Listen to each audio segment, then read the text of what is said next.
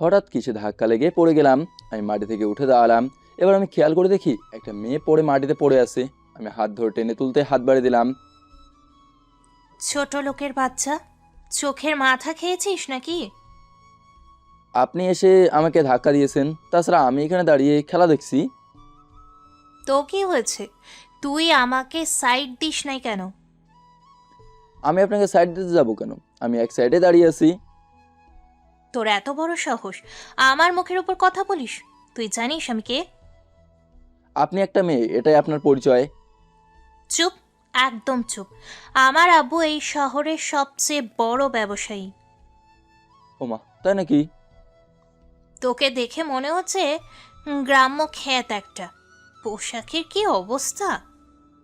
জি, আমি গরিব মানুষ। ইস, পোশাকের কি অবস্থা! সর আমার সামনে থেকে। মেয়েটি আবার আমাকে ধাক্কা দিয়ে ফেলে চলে গেল। আমি উঠে দাঁড়ালাম। কি শাকচুন্নি মেয়ের বাবা! ও সহ পরিচয় দিতেই ভুলে গেছি। আমি হাবিবুর রহমান সাগর। আমি গরিব ঘরের ছেলে। অনেক কষ্ট করে শহরের পড়াশোনা করছি। আজ আমার ক্লাসের প্রথম দিন। এর 1 মাস আগে থেকেই ক্লাস শুরু হয়েছে, কিন্তু বাড়ির সমস্যার জন্য আসতে পারিনি। ক্লাসের দিকে রওনা দিলাম। ক্লাসে এসে একটা বেঞ্চে বসলাম, তখন একটা ছেলে বলল, হাই, আমি রাফি। আমি হাবিবুর রহমান, আমি গ্রাম থেকে এসেছি। তোমাকে দেখলাম হাবিবার সাথে ঝগড়া করতে। তার মানে ওই মেয়ের নাম হাবিবা? পায়ে পা বাতিয়ে ঝগড়া করতে শুরু করলো। আমাদের সাথে পড়ে। আমাদের কলেজে সবচেয়ে অহংকারী মেয়ে। বাবার টাকা আছে বলে কাউকে মানুষ মনে করে না। আমি গরিব বলে আমার কোনো বন্ধু নেই। এতদিন পর তোমাকে পেলাম। রাফি, তুই আমাকে তুই করেই বলতে পারিস। ওকে। কিছুক্ষণ পর স্যার এলো। ওমাকে নতুন মনে হচ্ছে। এতদিন কোথায় ছিলে? জি স্যার, আমার বাড়িতে একটু সমস্যা ছিল, তার জন্য আমি আমার গ্রামে ছিলাম। ঠিক আছে, আর যেন ক্লাস মিস না যায়। তা তোমার নাম কি? হাবিবুর রহমান সাগর, সবাই আমাকে সাগর বলেই ডাকে। পড়ায় মন দাও। শেষ করে আমি রাফি ক্যাম্পাসে দাঁড়িয়ে আছি। এই শয়তান ছেলে, তুই আমার নামের নকল করিস কেন? দেখেন আমি আবার কি করছি। আমার নাম হাবিবা রহমান নদী। হাবিবা, তোর নামের নকল করতে যাবে কেন? তোর তো এটা। তুই চুপ থাক নীলিমা। আচ্ছা, এখন বাড়ি যাওয়ার লেট হয়ে যাচ্ছে। হাবিবা নীলিমা চলে গেল। তোর কি একটা ঝামেলা। কোথায় উঠেছিস? আমি একটা পাশের মেসে উঠেছি, আর পার্ট টাইম একটা কাজ জোগাড় করছি। আসলে আমরা অনেকেই গরিব। আব্বুর পক্ষে আমার পড়াশোনার খরচ চালাতে সম্ভব না। ভালো করছিস। আমি আব্বুর চায়ের দোকানে চালাই। ও, চলি রে, আমার দুপুরের পর কাজে যেতে হবে। ওকে, চল। আমি আর রাফি হাঁটতে হাঁটতে মেসে, আর রাফি বাড়িতে এলাম। ভাইয়া, আপনাদের রান্না করে রান্না ঘরে রাখছি। ভালো করছেন। ভাইরা কি অফিস থেকে দুপুরে খেতে আসে? এসো, খাওয়া দাওয়া সেরে আবারও চলে যায়। আপনি এখন যেতে পারেন। আমি রুমে এসে ফ্রেশ হয়ে নিলাম, তখন হৃদয় ভাই এলো। সাগর, কি অবস্থা? নতুন কলেজ কেমন লাগছে? অনেক ভালো লাগছে। আচ্ছা, চল এখন দুজন খাওয়া যাক, বাকিরা একটু পর চলে আসবে। ওকে। আমি আর হৃদয় ভাই খেতে শুরু করলাম। খেতে খেতে রনি ভাই, নীল এলো। তোরা দেখছি খেতে বসে গেছিস, আমি তোদের সাথে যোগ দিই। খাওয়া দাওয়া সেরে রেডি হয়ে দোকানে এলাম। সেলসম্যান হিসেবে চাকরি করি। ভালো করে কাজ করবে। কখনো কোনো খরিদ্দারের সাথে খারাপ ব্যবহার করবে না। আচ্ছা ভাই। যাও, কাজে মন দাও। আমি আমার মতো কাজে ব্যস্ত হয়ে গেলাম। ভাই, আমাকে 1 কেজি আটা আর আধা কেজি চিনি দেন। আচ্ছা ভাই, আপনি একটু অপেক্ষা করুন। আমি আটা আর চিনি খরিদ্দারকে দিলাম। ভাই, কত টাকা হয়েছে? বেশি না, মাত্র 60 টাকা হয়েছে। আপনি ক্যাশ কাউন্টারে টাকা দিয়ে দেন। আচ্ছা। কয়েক ঘন্টা কেটে গেল। হঠাৎ দেখলাম হাবিবা দোকানের সামনে দাঁড়িয়ে আছে। আপনি কি নেবেন? আরে তুই, এই শয়তান ছেলে, এদিকে আয়। আমার জন্য 3টা আইসক্রিম নিয়ে আয়, লিচি ফ্লেভারের। আচ্ছা, আমি আইসক্রিম নিয়ে এলাম। আপনার আইসক্রিম ধরেন। আমি এই আইসক্রিম নেব না। আমি কোন আইসক্রিম নেব? তাড়াতাড়ি আমার জন্য নিয়ে আয়। জি, এখন নিয়ে আসছি। আপনি কোন আইসক্রিম খাবেন? এগুলো আমাকে ব্যাগে করে দে। আর আমার জন্য একটা পেপসি নিয়ে আয়। কয় লিটারে নিয়ে আসবো? তুই আমাকে জিজ্ঞেস করছিস কয় লিটারে? তোর সাহস তো কম নয়। সাহসের কি হলো?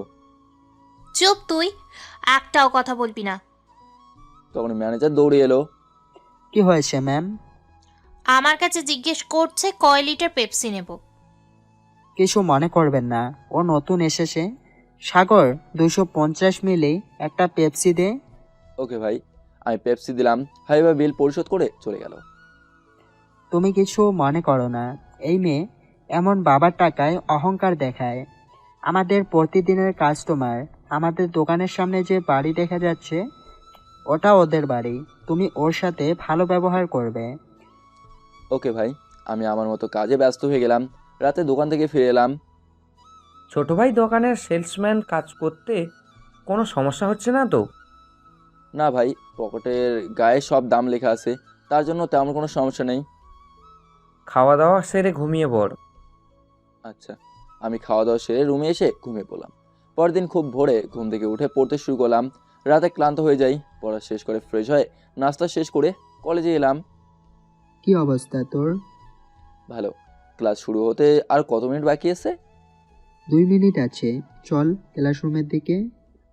আমি আর রাফি ক্লাসরুমে চলে এলাম। আমরা একটা বেঞ্চে বসলাম। হাবিবা এসে কোথায় বেঞ্চ না পেয়ে দাঁড়িয়ে রইলো। হঠাৎ স্যার এলো। কি হয়েছে, তুমি দাঁড়িয়ে আছো কেন? কোথায় বসার জায়গা নেই? হাবিবুরের পাশে জায়গা আছে, ওখানে বসো। আমি এদের মতো খ্যাত ছেলেদের সাথে বসবো না। বসো বলছি, না হলে। ওকে, বসছি। হাবিবা আমার পাশে বসলো আর বলতে শুরু করলো। শেষ পর্যন্ত একটা ফকিরের বাচ্চার সাথে বসতে হচ্ছে। ইস, গা দিয়ে গন্ধ বের হচ্ছে। ফকিরের বাচ্চাদের সাথে বসতে হবে না। মুখে মুখে কথা। কি হয়েছে ওখানে, এত কথা হচ্ছে কেন? কিছু না স্যার। চুপ করে ক্লাস করো। এক এক করে ক্লাস শেষ করে ক্যাম্পাসে এলাম। তোর কাজ কেমন চলছে? ভালো। তবে আমি যেখানে কাজ করি সেখানে হাবিবাদের বাড়ি। তাহলে তোকে বিরক্ত করে থাকে? আমি মেসে এসে ফ্রেশ হয়ে খাওয়া দাওয়া সেরে নিলাম। তারপর দোকানে এলাম। তুমি কাজ করতে শুরু করো, আজকে যেন কোনো ঝামেলা হয় না। ওকে, আমি কাজে ব্যস্ত হয়ে পড়লাম। আমার কিছু জিনিস লাগবে। আমি আপনাকে কি সাহায্য করতে পারি? আপনি এই মেনু অনুযায়ী দেন। আমি মেনু অনুযায়ী জিনিসগুলো দিলাম। আপনি ক্যাশ কাউন্টারে বিল দিন। ওকে, আমি পরিশোধ করছি। আমি অন্য খরিদ্দারের সাথে কথা বলতে শুরু করলাম। বেশ কিছুদিন চলে গেল। এইভাবে হাবিবা আমাদের সারাদিন অপমান করে থাকে, কখনো কলেজে, কখনো বা দোকানে এসে। আজ থেকে কলেজের পরীক্ষা শুরু হয়েছে। সবাই পড়াশোনা শেষ করে আসছো তো? আজ কিন্তু তোমাদের পরীক্ষা। জি স্যার। স্যার প্রশ্ন দিতে শুরু করলো। প্রশ্ন পেয়ে আমি আর রাফি লিখতে শুরু করলাম। স্যার, এই প্রশ্নের উত্তর বুঝতে পারছি না, যদি একটু বুঝিয়ে দেন। এখন পরীক্ষার কাউকে কোনো প্রশ্ন বুঝিয়ে দিতে পারবো না, নিজের ইচ্ছে পরীক্ষা দাও। স্যার এক্সট্রা পেপার দিন। স্যার আমাকে পেপার এনে দিল। পরীক্ষা শেষ করে বাইরে এলাম। তুই তো ভালো পরীক্ষা দিয়েছিস, তোর রেজাল্ট অনেক ভালো হবে। এখনও অনেক পরীক্ষা বাকি আছে। এক এক করে পরীক্ষা শেষ হয়ে গেল। রেজাল্টের দিন চলে এলো। একদিন দোকানে কাজ করছি, তখন মফিজ স্যার এলো। সাগর, তুমি এখানে কি করছো? স্যার আমি এখানে সেলসম্যানের কাজ করি। আপনার কি লাগবে বলুন। পরে বলছি। তুমি পড়াশোনা কখন করো? মেসে যেতে অনেক রাত হয়ে যায়। রাতে খাওয়া দাওয়া সেরে ঘুমিয়ে পড়ি। খুব ভোরে ঘুম থেকে উঠে পড়তে শুরু করি। আর যখন খরিদ্দার থাকে না তখন একটু বই পড়ি। আমাকে এই মেনু অনুযায়ী জিনিসগুলো দাও। আপনি একটু অপেক্ষা করুন, আমি আপনার জিনিসগুলো দেওয়ার ব্যবস্থা করছি। আমি জিনিসগুলো স্যারকে দিলাম। বিল কোথায় দিব? ক্যাশ কাউন্টারে বিল দিন। স্যার চলে গেল। আমি কাজ শুরু করলাম। রাতের দিকে হঠাৎ হাবিবা এসে হাজির হলো। এই শয়তান ছেলে, এদিকে আয়। জি, কিছু বলবেন? আমাকে এক্ষুনি আইসক্রিম আর চিপস নিয়ে। কোন চিপস নিয়ে আসবো? ফকিরের বাচ্চা, তুই জানিস না আমি কোন চিপস খাই? ওকে, আমি হাবিবাকে আইসক্রিম আর চিপস এনে দিলাম। হাবিবা চলে গেল। পরদিন কলেজে আমাদের রেজাল্ট দেওয়ার অনুষ্ঠান শুরু হলো। আমি খুব গর্বের সাথে বলছি, এই কলেজে সবচেয়ে বেশি নম্বর পেয়েছে হাবিবুর রহমান। আমি মফিজ স্যারের কাছ থেকে শুনেছি হাবিবুর অনেক কষ্ট করে পড়াশোনা করে আর কলেজে দ্বিতীয় হয়েছে হাবিবা রহমান। অনুষ্ঠান সম্পন্ন হয়ে গেল, আমি কিছু গিফট পেয়েছি। তোর জন্য আমি কলেজে ফার্স্ট হইনি, আমি তোকে দেখে নিব। আপনি পরের বার চেষ্টা করবেন, এত অহংকার দেখানো ভালো না। কি? আমি অহংকার করি? আমার বাবার যা টাকা আছে আমি তাই নিয়ে অহংকার দেখাবো, তাতে তোর কি? ভালো করে পড়াশোনা করতে পারতেন, তাহলেই কলেজের প্রথম হতে পারতেন। তুই উড়ে এসে আমার উপর বসছিস, এর পরিণাম কিন্তু ভালো হবে না। চলেন তো, আমার কাজে দেরি হয়ে যাচ্ছে। করবি তো সেই সেলসম্যানের কাজ, মনে হচ্ছে উনি যেন বিশ্ব ব্যাংকে চাকরি করেন। ও মা, তাই নাকি? তাহলে তো অনেক ভালো। আমার লেট হয়ে যাচ্ছে, এই জন্য আমি হাবিবাকে ধরে একটু সাইডে সরিয়ে দিয়ে চলে এলাম। তুই আমার গায়ে হাত দিয়েছিস, আমি তোকে ছাড়বো না। আমি ওর কথায় কর্ণপাত করলাম না, আমি সোজা মেসে চলে এলাম, ফ্রেশ হয়ে খেতে বসলাম। তুই নাকি কলেজের প্রথম হয়েছিস? কিন্তু তোকে এই কথা বললো? তোর কলেজে আমার একটা বন্ধু পড়ে, সেই বলল। আমাদের মিষ্টি কোথায়? তাই তো, তুই আমাদের কিছু বলিস নাই কেন? ভাই, আমার কাছে টাকা নেই, আজ দোকান থেকে কিছু টাকা পাবো, তাই দিয়ে মিষ্টি নিয়ে সারপ্রাইজ দিতে চেয়েছিলাম। তোকে অযথা টাকা খরচ করতে হবে না, অনেক কষ্ট করে তুই পড়াশোনা করিস, পারলে ওই টাকা দিয়ে বই কিনে নিয়ে পড়িস। রনি ঠিক কথা বলেছে, তুই মুখে বলেছিস, এতেই অনেক। আমি তো মজা করেছিলাম। আচ্ছা, আমি খাওয়া দাওয়া সেরে রুমে এসে একটু বিশ্রাম নিলাম, তারপর দোকানে এলাম। ভাই আমার এই মেনু অনুযায়ী জিনিসগুলো দেন। আচ্ছা, আমি জিনিসগুলো দিলাম। সন্ধ্যার সময় হাবিবার একটা ভদ্রলোক দোকানে এলো। আমাকে মেনু অনুযায়ী জিনিসগুলো দাও। আপনি একটু অপেক্ষা করুন। কি বলি তুই? আমার আব্বু অপেক্ষা করবে? তুই কিন্তু বেয়াদব হয়ে গেছিস, মানুষের সাথে কেমন আচরণ করতে হয় তুই ভুলে গেছিস। মেনু দেখে জিনিসগুলো একটু দেরি হবে। ফকিরের বাচ্চার সাথে এইরকম আচরণ করতে হয়? চুপ, একদম চুপ। সব কিছু দেওয়া হয়েছে। বাবা তুমি কিছু মনে করো না। আমি কিছু মনে করিনি, খরিদ্দার লক্ষ্মী হয়। আমার বিল কত হয়েছে? স্যার, আপনার 10,000 টাকা হয়েছে। এ নাও, কিন্তু এত জিনিস কি করে নিয়ে যাব? আমি দোকান থেকে কাউকে দিয়ে দিচ্ছি। সাগর, জিনিসগুলো একটু দিয়ে আয়। আচ্ছা, আমি হাবিবাদের পেছন পেছন ওদের বাড়িতে এলাম। রহিম ভাই, এই ছেলের কাছ থেকে নাও। রহিম চাচা আমার কাছ থেকে জিনিসগুলো নিয়ে রাখলো। আবু, ওকে কয়েকটা টাকা দিয়ে দাও, ফকির মানুষ। জি, আমার কোনো টাকার দরকার নেই, আমি দোকান থেকেই বেতন পাই। তাই বলে হবে না, তুমি টাকা ধরো। আমাকে ছোট করেন, আমি নিতে পারবো না তখনই। আরে সাগর, তুমি এখানে কি করছো? একটু কাজে এসেছিলাম, আমি আর কোনো কথা না বলে চলে এলাম। ইভা, তুমি এই ছেলেকে চেনো? আঙ্কেল, সাগর আমাদের সাথে পড়াশোনা করে, কলেজে ফার্স্ট বয়। সাগর অনেক গরিব ঘরের ছেলে, গরিব বলে হাবিবা সব সময় অপমান করে। তুই চুপ থাক, কত বড় সাহস, টাকা নয়া নিয়ে চলে গেল, কলেজে আমার জায়গা নিয়েছে। তুই আমার মেয়ে হয়ে সবার সাথে এমন আচরণ করিস, ভাবতে পারছি না। গরিবরা কি মানুষ না? আমি এসে কাজে ব্যস্ত হয়ে পড়লাম। রাতের কাজ শেষ করে বাড়িতে ফিরবো তখন। সাগর, তোমার মাসের বেতন নিয়ে যাও। আচ্ছা, আমি বেতন নিয়ে মেসে চলে এলাম। এই 2 মাসের বেতন অর্ধেক টাকা। বাড়িতে সংসারের খরচের জন্য চাষ করে সংসার চলছে না, এদিকে সার কীটনাশকের অনেক দাম পড়দিন। সকালে কলেজের দিকে রওনা দিলাম। হাঁটতে হাঁটতে রাস্তার পাশ দিয়ে যাচ্ছি, তখন একটা গাড়ি এসে আমাকে ময়লা পানিতে গোসল করে দিল। গাড়ি থেকে দেখে চালাতে পারবেন না, তখন গাড়ি থেকে হাবিবা বেরিয়ে এলো। আমি গাড়ি দেখেই চালাই। ইস, কি দুর্গন্ধ বের হচ্ছে তোর গা থেকে।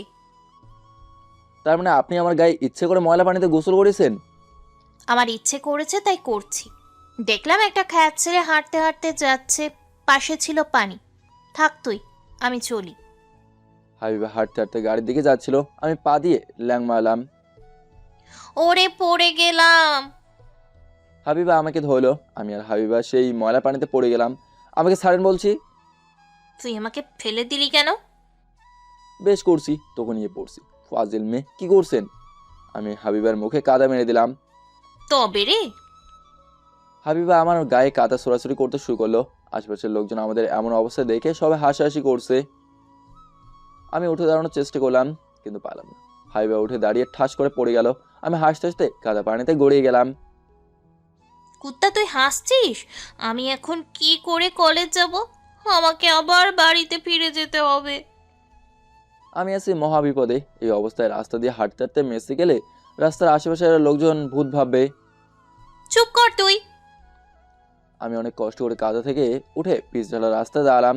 থাকেন আপনি, আমি চলি। এই না না, আমাকে আগে টেনে তোল বলছি। আমি হাবিবাকে টেনে তুললাম। হাবিবা গাড়িতে উঠে বসলো। আমি হাবিবার গাড়িতে উঠে বসলাম। হাবিবা বলল, এই শয়তান ছেলে, আমার গাড়ি থেকে নেমে যা বলছি। আপনি আমাকে ফেলে দিয়েছেন, আমি এই অবস্থায় ফিরে যেতে পারবো না। তোর জন্য বাড়িতে গিয়ে পরিষ্কার হতে হবে। হাবিবার আগে আগে গাড়ি চালাতে শুরু করলো। আমি মেসের সামনে নেমে পড়লাম। এবার আপনি যেতে পারেন। আমি তোকে দেখে নিব। হাবিবা চলে গেল। আমি মেসে এসে দরজা টোকা দিয়ে দাঁড়িয়ে রইলাম। নীল দরজা খুললো। ভূত ভূত, হৃদয় ভাই মেসে ভূত এসেছে, ভূত আমাকে মেরে ফেললো। নীল, আমি সাগর। হৃদয় ভাইয়া সাগরের মতো কথা বলছে। হৃদয় ভাইয়া তাড়াতাড়ি আসে, নীল চিল্লাচিল্লি করে অজ্ঞান হয়ে গেল। নীল, এই নীল, তুই মেঝেতে পড়ে আছিস কেন? নীল অজ্ঞান হয়ে গেছে। হৃদয় ভাই, আমি সাগর। আমি কাদায় পড়ে গেছিলাম। নীল আমাকে দেখে ভূত ভেবে অজ্ঞান হয়ে গেছে। সাগর, তাড়াতাড়ি পানি নিয়ে আয়। আমি পানি নিয়ে এসে নীলের চোখে মুখে পানি ঝাপটা দিলাম। নীলের জ্ঞান ফিরল। আমাকে দেখে আবার অবাক হয়ে গেল। ভাই, আমি ফ্রেশ হয়ে আসছি। নীল আবার আমাকে দেখলে জ্ঞান হারাতে পারে। আমি তাড়াতাড়ি ফ্রেশ হয়ে বাইরে এলাম। ততক্ষণে নীলের জ্ঞান ফিরে এসেছে। তোকে দেখে আমি অজ্ঞান হয়ে গেছিলাম, তুই এত কাদা পানিতে ভূতের মতো লাগছিল। আরে বলিস না, তুই হাবিবাকে চিনিস না? হাবিবা আমাকে এই অবস্থায় করেছে, আমিও ওকে এই অবস্থা করছি। ভালো করছিস।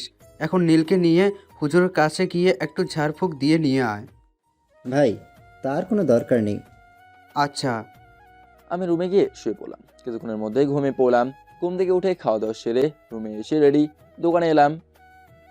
কিরে, আজ এত তাড়াতাড়ি আসলি যে? ভাই আর বলবেন না, কলেজে যাওয়ার সময় একটা গাড়ি এসে কাদা পানি ছিটিয়ে দিল, তাতেই কলেজ যাওয়া বন্ধ হয়ে গেল। আচ্ছা, তোর কাজ কর গিয়ে। আমি কাজ করতে ব্যস্ত হয়ে পড়লাম। পরদিন সকালে ঘুম থেকে উঠে ফ্রেশ হয়ে নাস্তা করে কলেজে এলাম। কিরে, গতকাল কোথায় ছিলি? মেসেজ ছিলাম, কেন? তুই তো কলেজ বন্ধ করিস না, মনে হলো তুই গ্রামের বাড়িতে গিয়েছিস। আরে না, কলেজে আসার জন্য বের হয়েছি। কিছু দূর আসার পর হাবিবার গাড়ি এসে আমাকে কাদা পানিতে ভিজিয়ে দিল। আমিও ওকে ছাড়ি নাই। বলিস কি রে, এই জন্য হাবিবা কলেজে আসেনি? আমি আর রাফি রুমের দিকে রওনা দিলাম। দরজার সামনে হাবিবা আটকে হইলো। তোর জন্য আমি গতকাল কলেজে আসতে পারি নাই।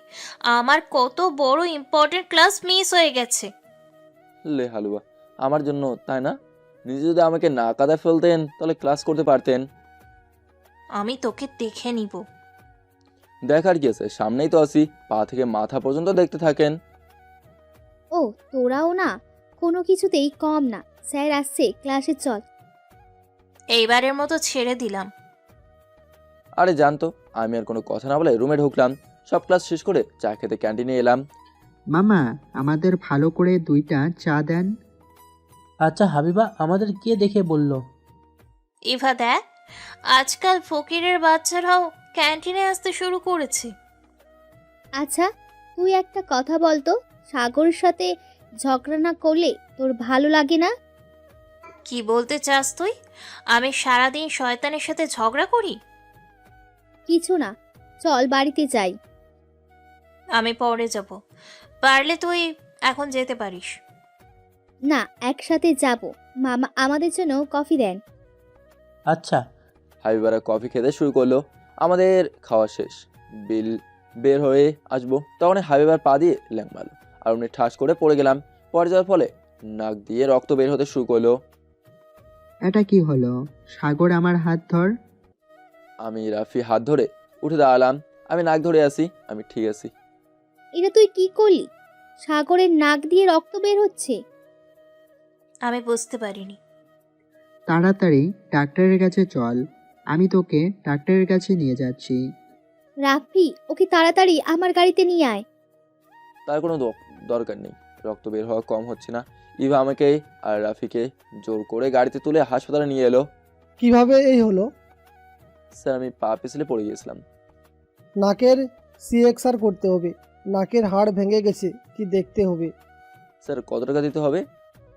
এটি প্রাইভেট হসপিটাল, একটু তো খরচ বেশি। ওষুধ দিয়ে 2000 টাকা পড়বে। আমি এখন এত টাকা কোথায় পাবো? তুই চুপচাপ বসে থাক, আমি দেখছি। এবার ক্যাশ কাউন্টারে বিল পরিশোধ করলো। এক্স রে করে ডাক্তার বলল, তোমার নাকের হাড় ভেঙে গেছে। 1 মাস ধরে মাথা নিচু করে বসা যাবে না। নাকের ব্যান্ডস করে দিচ্ছি। আচ্ছা। রাফি আর ইভা আমাকে মেসে দিয়ে গেল। তোর এই অবস্থা কি করে হলো?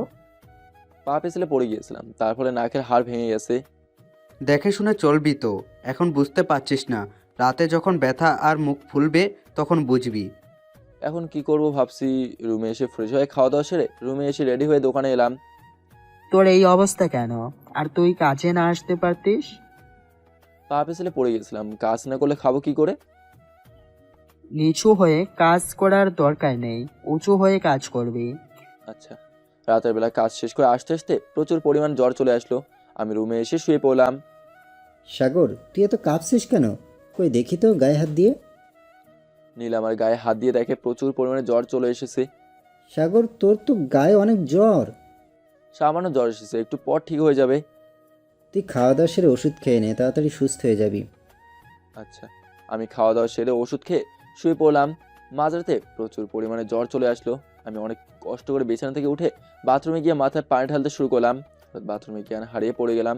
সকালে ঘুম থেকে উঠে দেখি বড় ভাইরা পাশে বসে আছে। তুই একা একা উঠে বাথরুমে গিয়ে মাথায় পানি দিতে গেলি কেন? তুমি ঘুমিয়েছিলে বলে আমি আর ডাকি নাই। নাস্তা শেষ করে ওষুধ খেয়ে নিস। ঠিক আছে। আমি ফ্রেশ হয়ে নাস্তা শেষ করে নিলাম, তারপর ওষুধ খেয়ে নিলাম। একটু সুস্থ অনুভব করলাম, তাই রেডি হয়ে কলেজে এলাম। এখন তোর অবস্থা কেমন? একটু ভালো আছি। কি দরকার ছিল কলেজে আসার? আজ কলেজে না আসলে পারতিস। রুমে একা থাকলে বোরিং লাগে, চল রুমে যাই। চল। আমি আর রাফি ক্লাসরুমে এলাম। ইভা আমাকে দেখে এগিয়ে এলো। সাগর, তোর এখন কেমন আছিস? একটু ভালো, ধন্যবাদ তোকে। সমস্যা নেই। আমি আর রাফি একটা বেঞ্চে বসলাম। কিছুক্ষণ পর ক্লাসরুমে স্যার এলো। সাগর, তোমার নাকে ব্যান্ডেজ কেন? পা পিছলে পড়ে গিয়েছিলাম, এর ফলে নাকের হাড় ভেঙে গেছে। সত্যি করে বলো, তুমি পা পিছতে পড়ে যাও নাই? বুঝলাম না স্যার। একটু পর প্রিন্সিপাল স্যার আসবে হাবিবার বিচার করতে। কেন স্যার? তোমার নামে অভিযোগ আছে, তুমি ইচ্ছে করে সাগরকে ফেলে দিয়েছো। কিন্তু আমি তো কোনো অভিযোগ দিই নাই। স্যার ক্যান্টিনে ছিল, তোমরা খেয়াল করো নাই। হঠাৎ প্রিন্সিপাল স্যার রুমে এলো, সাথে হাবিবার আব্বু। আমি ভাবতে পারছি না তুই এমন একটা কাজ করবি। এখন আমরা আপনার মেয়েকে 1 মাসের জন্য বরখাস্ত করতে চাই। প্লিজ স্যার, আমাকে বরখাস্ত করবেন না। 1.5 মাস পর ফাইনাল পরীক্ষা। তোমার আব্বুর সাথে কথা বলা হয়ে গেছে, আমি কিছু করতে পারবো না। স্যার ওনাকে একটা সুযোগ দেন। আমি চাই না আমার জন্য কেউ কলেজ থেকে 1 মাসের জন্য বরখাস্ত হোক। দেখিছো দেখিছো, তোমার নামে এগুলো সুপারিশ করছে। এটা অসম্ভব। প্লিজ স্যার, আপনি একটু চেষ্টা করুন। তুই যাকে আঘাত করছিস সে তোকে বাঁচানোর চেষ্টা করেছে। আচ্ছা ঠিক আছে হাবিবা, তোমার নামে আর কোনো অভিযোগ যেন না আসে। ওকে। ক্লাস শেষ করে ক্যাম্পাসে এসে আমি আর রাফি একটা বেঞ্চে বসে আড্ডা দিচ্ছি। সাগর, তোর সাথে হাবিবা কথা বলতে চায়। কেন, কি কথা বলতে চাস? সরি, আমি ইচ্ছে করে ফেলে দেই নাই। আচ্ছা, আমি কিছু মনে করি নাই। আমি তো গরিব মানুষ, গরিবদের কখনো আঘাত লাগে না। আমি আবারও সরি বলছি। আমরা কি বন্ধু হতে পারি? আপনি গরিবদের সাথে মজা করছেন? সাগর, আমরা সবাই মিলে বন্ধু হতে চাই। সাগর রাজি হয়ে যায়, এমনিতেই আমরা সবাই তো ক্লাসমেট। আচ্ছা, আমরা আজ থেকে ফ্রেন্ড। তুই আমাকে আপনি করে বলবি না। তোর ফোন নাম্বার দে আমার কাছে। আমার কোনো ফোন নেই, একটা ফোন ছিল বাড়িতে রেখে এসেছি। সামনের মাসে ফোন কিনবো। ওকে। চল, এটা আমার দেরি হয়ে যাচ্ছে, ম্যাচে ফিরে কাজে যেতে হবে। আমি তোকে বাড়ি নামিয়ে দেব, আমার সাথে চল। তার কোনো প্রয়োজন নেই। হাবিবা আর ইভা কোনো কথা না শুনে আমাকে জোর করে গাড়িতে তুলে ম্যাচের সামনে নামিয়ে দিয়ে চলে গেল। আমি বুঝতে পারছি না হাবিবা এর মধ্যেই ভালো হয়ে গেল কি করে। আমি রুমে এসে ফ্রেশ হয়ে দুপুরের খাওয়া দাওয়া সেরে ওষুধ খেয়ে কিছু বিশ্রাম নিয়ে রেডি হয়ে দোকানে এলাম। এখন কেমন আছিস? গতকালের চেয়ে ভালো আছি। আমি দোকানের ভেতরে ঢুকে কাজ করতে শুরু করলাম। ভাই, আমাকে 2 কেজি চিনি দেন আর কফি দেন 200 গ্রামের। আচ্ছা, আমি চিনি আর কফি এনে খরিদ্দারকে দিলাম। বিল কোথায় দিব? ক্যাশ কাউন্টারে বিল পরিশোধ করুন। সন্ধ্যার দিকে দোকানে হাবিবা এলো। সাগর, আমাকে আইসক্রিম দে তো। আচ্ছা, আমি এখনই নিয়ে আসছি। আর কিছু লাগবে তোর? আমার কিছু লাগবে না। হাবিবা চলে যাওয়ার পর ম্যানেজার আমার কাছে এলো। ম্যানেজার ভাই আমার কাছে বলল, কিরে, তোর সাথে হাবিবা ভালো ব্যবহার করছে, কারণ কি? ভাই আমরা একসাথে পড়াশোনা করি, আমার নাকের অবস্থা হাবিবাই করেছে। এইবার বুঝলাম তোর সাথে ভালো আচরণ করার কারণ। ঠিকমতো কাজ করতে থাক। আমি আমার মতো কাজে ব্যস্ত হয়ে গেলাম। রাতে মেসে ফিরে এলাম। সাগর, আন্টি ফোন করেছিল, তোর সাথে কিছু কথা বলবে। ও, এই নে, ফোনে কথা বল। আমি নীলের কাছ থেকে ফোন নিয়ে বাড়িতে ফোন দিলাম। কেমন আছিস? অনেক ভালো আছি। কি জন্য ফোন করছিলে? তোর তো খোঁজ খবর পাওয়া যায় না। একটা ফোন ছিল, সেটা বাড়িতে রেখে চলে গেছিস। সমস্যা নেই, আমি একটা ফোন কিনে নেব। এই, এবার মাঠ থেকে কিছু টাকা উপার্জন হয়েছে, তোর আব্বু বলেছিল একটা ফোন কিনে দিবে। এখন দেওয়ার দরকার নেই। তখন আব্বু কথা বলতে শুরু করলো। আমি কিছু জানি না, আমি কিছুদিন পর কিছু টাকা পাঠিয়ে দিব, আর তুই দোকানের বেতনের টাকা মিলে একটা ভালো ফোন কিনিস। আচ্ছা, এখন রাখছি। পারলে একটু বাড়িতে থেকে ঘুরে যাস। আমি ফোন রেখে দিলাম। তারপর খাওয়া দাওয়া সেরে ঘুমিয়ে পড়লাম। পরে ঘুম থেকে উঠে পরিচয় পড়তে শুরু করলাম। পড়া শেষ করে নাস্তা করে কলেজে এলাম। আজ একটু খুশি খুশি লাগছে। আগামীকাল বেতনের টাকা দিয়ে একটা ফোন কিনবো। সে তো ভালো। এর মধ্যে এবার হাবিবা এসে হাজির হলো। কি খবর তোদের? আমরা ভালো আছি, চল সবাই ক্লাসরুমে যাওয়া যাক। তারপর আমরা সবাই মিলে ক্লাস শেষ করে যার যার গন্তব্যে পৌঁছে গেলাম। পরের দিন সকালে কলেজে এলাম। ইভা, আমাকে একটু সাহায্য করবি? কি সাহায্য লাগবে তোর? আসলে আমি একটা ফোন কিনবো। আমি তেমন ফোন সম্পর্কে বুঝি না, তুই যদি একটু সাহায্য করতিস। ওকে চল। ও হ্যাঁ, এই ধর তোর টাকা। এটা কিসের টাকা? আমার চিকিৎসার পেছনে যে টাকা খরচ হয়েছিল সেই টাকা। এটা দেওয়া লাগবে না, আমরা তো বন্ধু, তাই না? কিন্তু কোনো কিন্তু না, চল তোর জন্য ফোন কিনতে চাই।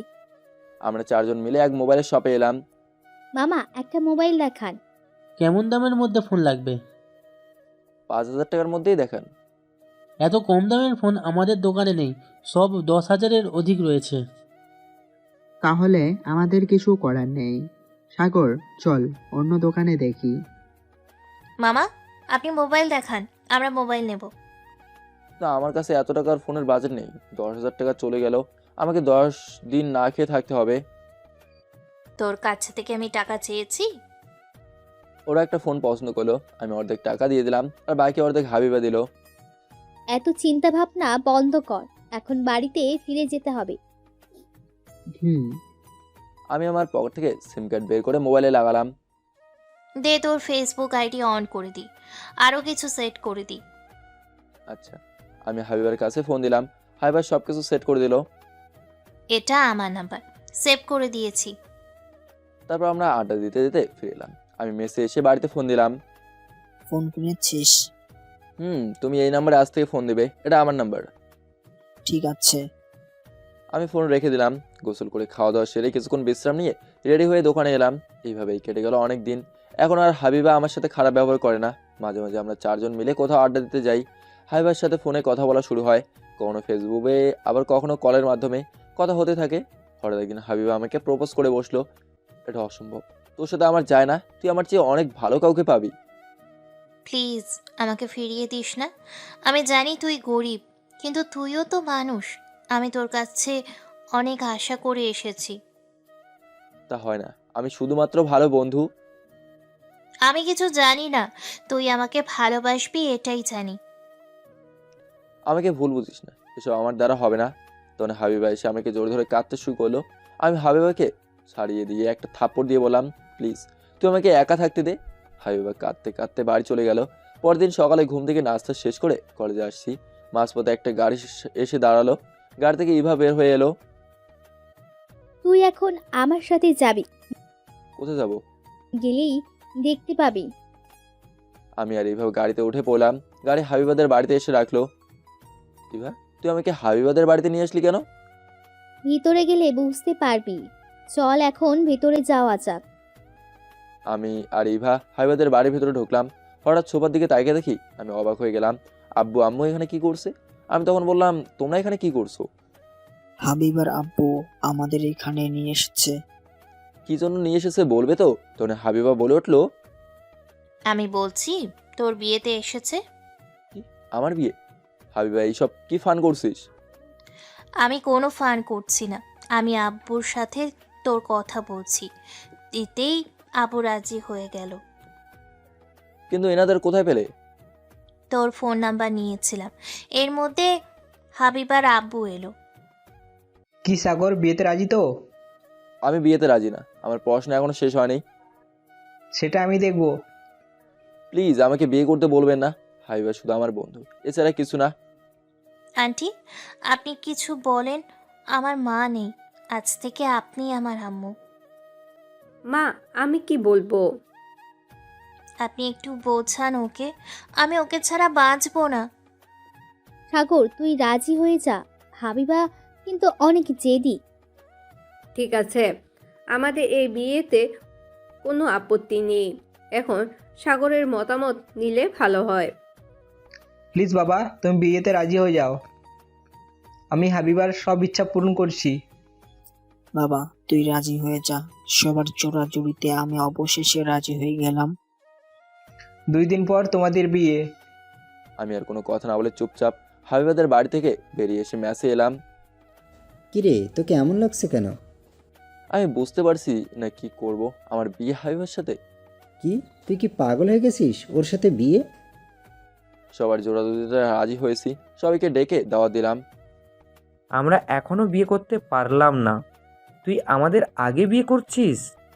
আমার কিছু বলার নেই। বুঝতে পারছি তোকে জোর করে বিয়ে দিচ্ছে, কিন্তু আমরা বাড়িতে বললেও বিয়ে দিচ্ছে না। আমি একটু হাসলাম। আমি দুপুরে খাওয়া দাওয়া সেরে দোকানে এলাম। কি খবর ভাই? ডুবে ডুবে জল খাচ্ছিলে, ভাবলে আমি জানতে পারবো না? ভাই আমি কিন্তু বুঝলাম না। হাবিবার সাথে তোর সম্পর্ক ছিল, তার জন্য তোদের বিয়ে হচ্ছে। আমার কোনো বিয়ে করার ইচ্ছা নেই, কিন্তু জোর করেই বিয়ে দেওয়া হচ্ছে। আব্বু আম্মুকে নিয়ে এসেছে হাবিবা। আচ্ছা, কাজ কর। আমি দোকানের ভেতরে ঢুকে কাজ করতে শুরু করলাম। কাজ শেষে মেসে ফিরে এলাম, তখনই হাবিবা ফোন এলো। কি করো এখন? দোকান থেকে মেসে এসে শুয়ে আছি। আব্বু আম্মু কোথায়? আমাদের বাড়িতে আছে, খাইছো? না, একটু পর খেতে বসবো। আগামীকাল আমার সাথে দেখা করবে। আমার কলেজ আছে। বিয়ের পর কলেজ দিয়ে কি হবে? সকালে আমি তোমার জন্য তোমার মেসের সামনে অপেক্ষা করব। চেষ্টা করব। আরও কিছু কথা বলে ফোন রেখে দিলাম। তারপর খাওয়া দাওয়া সেরে ঘুমিয়ে পড়লাম। সকালে ঘুম ভাঙলো ফোনে মেসেজের শব্দে। ফোনে হাত দিয়ে দেখি হাবিবা মেসেজ দিয়েছে, শুভ সকাল, তাড়াতাড়ি রেডি হয়ে বাইরে এসো। আমি বুঝতে পারছি না মেয়েটা কি চায় আমার কাছে। আমার সাথে কোনো ষড়যন্ত্র হচ্ছে না তো? তাড়াতাড়ি রেডি হয়ে বাইরে এসে দেখি হাবিবা দাঁড়িয়ে আছে। এত দেরি করলে কেন? এমনি দেরি হয়ে গেল। চলো আমরা এখন যাই। কোথায় যাব? আমাদের বিয়ের মার্কেট করতে। রাফি আর ইভা আমার জন্য অপেক্ষা করছে। দূর, ভালো লাগে না। আমি আর হাবিবা একটা রিক্সা নিয়ে মার্কেটে এলাম। বিয়ের শপিং করে একটা রেস্টুরেন্টে এসে বসলাম। অবশেষে তোদের বিয়ে হচ্ছে, আমি কখনো ভাবতে পারিনি। অনেক ভালো হয়েছে, তাই না? আমরা সবাই মিলে একসাথে থাকতে পারবো। আমার খাওয়া শেষ, চলো বাড়িতে ফিরতে হবে। আমি আর হাবিবা একটা রিক্সায়, আর ওরা দুজনে আরেকটা রিক্সায় আসছে। তুমি আমাকে ভালোবাসো? চুপ করে রইলাম। কি হলো, কথা বলছো না কেন? আগামীকাল বাদে তোমার সাথে আমার বিয়ে, তুমি আমাকে ভালোবাসো না? আমি তো মহা বিপদে পড়ে গেলাম। আমি চিন্তা করে বললাম, ভালোবাসি। একদিনের মধ্যে আমাদের সম্পর্কে আরও গভীর হতে থাকলো। বিয়ের দিন আমাদের বিয়ে সম্পন্ন হয়ে গেল। বাসর রাতে আমি হাবিবার রুমে ঢুকলাম। আমি হাবিবার পাশে বসতে যাব, তখন হাবিবার যা বলল, আমি এই কথা শুনে অবাক হয়ে দাঁড়িয়ে রইলাম। কি এই তাকিয়ে আছিস কেন? আমার কথা তোর কানে যায়নি? তুমি এসব কি বলছো? আমি বুঝতে পারছি না। তুই ভাবলি কি করে আমি তোর মতো ফকিরকে বিয়ে করে সংসার করব? আমি তোকে বিয়ে করছি শুধুমাত্র প্রতিশোধ নেওয়ার জন্য। তোর জন্য আমার আব্বু আমাকে থাপ্পড় দিয়েছিল। সেই দিন নিয়ত নিয়েছিলাম, তোর জীবন আমি ধ্বংস করে দেব। তাই বলে বিয়ে করে প্রতিশোধ নিতে হবে? আজ থেকে তুই আমার কথা মতো উঠবি বসবি, আমি তোকে তিলে তিলে জীবন ধ্বংস করে দিব। চুপ, তুই একটাও কথা বলবি না। আমি জানতাম তুই কিছু একটা করবি, আমি কখনো ভাবিনি এইভাবে। যা, আমার ঘুম লাগছে, তুই মেঝেতে বিছানা পরে শুয়ে পড়। আমি এত সুন্দর বিছানা থাকতে মেঝেতে ঘুমাতে পারবো না, পারলে তুই নিচে ঘুমা। কি বললি তুই? আমি নিচে ঘুমাবো? আমার বাড়িতে আমাকেই বলছিস নিচে ঘুমাতে? আমি হেসে বললাম, এটা তোর বাড়ি কি করে হলো? আজ থেকে একটা তোর বাপের বাড়ি, আর আমার বাড়ি সেটা তোর নিজের বাড়ি। কি? আরে তুই জানিস না, বিয়ের পর বাবার বাড়ি কোনো নিজের বাড়ি হয় না? আমি এইসব কিছু মানি না। তুই নিচে ঘুমিয়ে পড় গিয়ে, এখন আমার ঘুম পাচ্ছে। আমি বেডে উঠে একপাশে শুয়ে পড়লাম। এবার রাগে রাগে একটা মাঝে কোলবালিশ দিয়ে শুয়ে পড়লো। আমাকে প্রতিশোধ নিতে বিয়ে করে নিজেই ভুল করছিস, পরে বুঝতে পারবি আমি কি জিনিস। চলে ঘুম থেকে উঠে দেখি হাইবা গোসল করে রুমে এসেছে। এই কুত্তার বাচ্চা, তুই এইভাবে আমার দিকে তাকিয়ে আছিস কেন? লুইচ্চা কোথাকার বদমাইশ। আমি যদি কুত্তার বাচ্চা হই তাহলে তুই আমার বউ, তাহলে তুই রাতে আমাদের মাঝে কিছু হয়নি, কিন্তু তুই গোসল করছিস কেন? চুপ, সকালে গোসল না করলে সবাই সন্দেহ করবে। আর শোন, আমাদের মাঝে বর বউয়ের সম্পর্ক নেই, এটা যেন কেউ না জানতে পারে। আমি কিছু না বলে চুপচাপ বেড থেকে উঠে ফ্রেশ হয়ে নিলাম। কাজের লোক এসে নাস্তা করতে ডাকলো। আমরা বাড়িতে ফিরে যাচ্ছি। আমি যাব না, তোমরা আমাকে রেখে যাবে। আজ থেকে তুমি এখানে থাকবে, আমার সাথে ব্যবসা দেখাশোনা করবে। কিন্তু আমার পড়াশোনার কি হবে? বিআই সাহেব, কথা হয়েছে পড়াশোনা আশাপাশি ব্যবসা দেখাশোনা করবি। কোনো কিন্তু না, আব্বু তো বলছে পড়াশুনো করতে। আমরা বিকেলের দিকে বাড়িতে রওনা দিব। আমিও তোমাদের সাথে যাব। নতুন বউ বাড়িতে যাবে না তাই কখনো হয়? আমি হাবিবাইকে চোপ টিপ দিলাম। আচ্ছা, তোমরা সবাই বিকেলের দিকে রওনা দাও। লোকজন কি বলবে? মেয়েকে শ্বশুরবাড়ি নিয়ে গেল না। কিন্তু আপু। কোনো কিন্তু নেই, এখন থেকে রেডি হয়ে নে, আমি সব ব্যবস্থা করে দিচ্ছি। আপনাকে কিছুর ব্যবস্থা করতে হবে না। ঠিক আছে। আমি মনে মনে বললাম, বুঝবে এবার, কত ধানে কত চাল। বিকেলের দিকে সবাই মিলে বাস স্ট্যান্ডে এলাম। তুই আমাকে কোথায় নিয়ে এসেছিস? আমরা বাসে যাব? হ্যাঁ, আমরা বাসে যাব। তোর বাপের মতো তোর বরের টাকা নেই। আমি বাসে যেতে পারবো না, আমি আব্বুকে ফোন দিয়ে গাড়ি পাঠিয়ে দিতে বলছি। তোর বরের যতটুকু সামর্থ্য আছে আমি তাই করছি। বাসে ওঠ বলছি, বাস ছেড়ে দেওয়ার সময় হয়ে গেছে। আমি যাব না। আমি হাবিবাকে কোলে তুলে বাসে নিয়ে বসলাম। চুপ করে থাকবি, কোনো আওয়াজ করলে লাথি দিয়ে ফেলে দেবো। আমি জানালায় বসবো। আমি হাবিবাকে জানালার সিট ছেড়ে দিলাম। হাবিবা চুপচাপ বসে রইলো। বাস ছেড়ে দিল। হাবিবা কিছুক্ষণের মধ্যেই ঘুমিয়ে পড়লো আমার কাঁধে। পরের দিন ভোরে বাস এসে পৌঁছালো। হাবিবা ওঠ, আমরা চলে এসেছি। আমরা সবাই বাস থেকে নেমে পড়লাম। বাহ, অনেক সুন্দর গ্রাম। আম্মু, আমাদের এখান থেকে বাড়ি যেতে কতক্ষণ লাগবে? 5 মিনিট হাঁটলেই আমাদের বাড়ি চলে আসবে। আচ্ছা। সবাই মিলে হাঁটতে হাঁটতে বাড়িতে এলাম। এটা আমাদের বৌমা, আমার খুব পছন্দ হয়েছে। হাই ভাবি, আমি আপনার একমাত্র ননদ, আমি হলাম নিধি। সবাই মিলে হাবিবাকে রুমে নিয়ে গেল। আমার বউ এসেছে শুনে পাড়ার লোকজন বউ দেখতে এলো। হাবিবা, তোমাকে সবাই দেখতে এসেছে, একটু বাইরে চলো। কি আছে আমায় দেখার? তোদের গ্রামের সবার কি কোনো কাজ নেই? গ্রামে নতুন বিয়ে হলে সবাই নতুন বউ দেখতে আসে। ওকে, যাচ্ছি। হাবিবাকে নিধি বাইরে নিয়ে এলো। আমি চুপচাপ বসে আছি। হাবিবা সবার সাথে হেসে হেসেই কথা বলছে, মনে হচ্ছে সবাইকে আপন করে নিয়েছে। বিকেলে নিধি আমার কাছে এলো। ভাইয়া, ভাবি বলছিল আমাদের গ্রাম একটু ঘুরতে চায়। তো আমি কি করব? আমি ভাবিকে নিয়ে যাব। আমি আর আমার বান্ধবীরা সাথে থাকবে। নিয়ে যা, কিন্তু তোর ভাবির সাথে কোনো ফাজলামি করবি না, ওকে? খেয়াল রাখবি। ওরা সবাই ঘুরতে চলে গেল। আমি আমার কিছু বন্ধুদের সাথে দেখা করতে এলাম। কি রে, তোর অবস্থা কি? ভালো।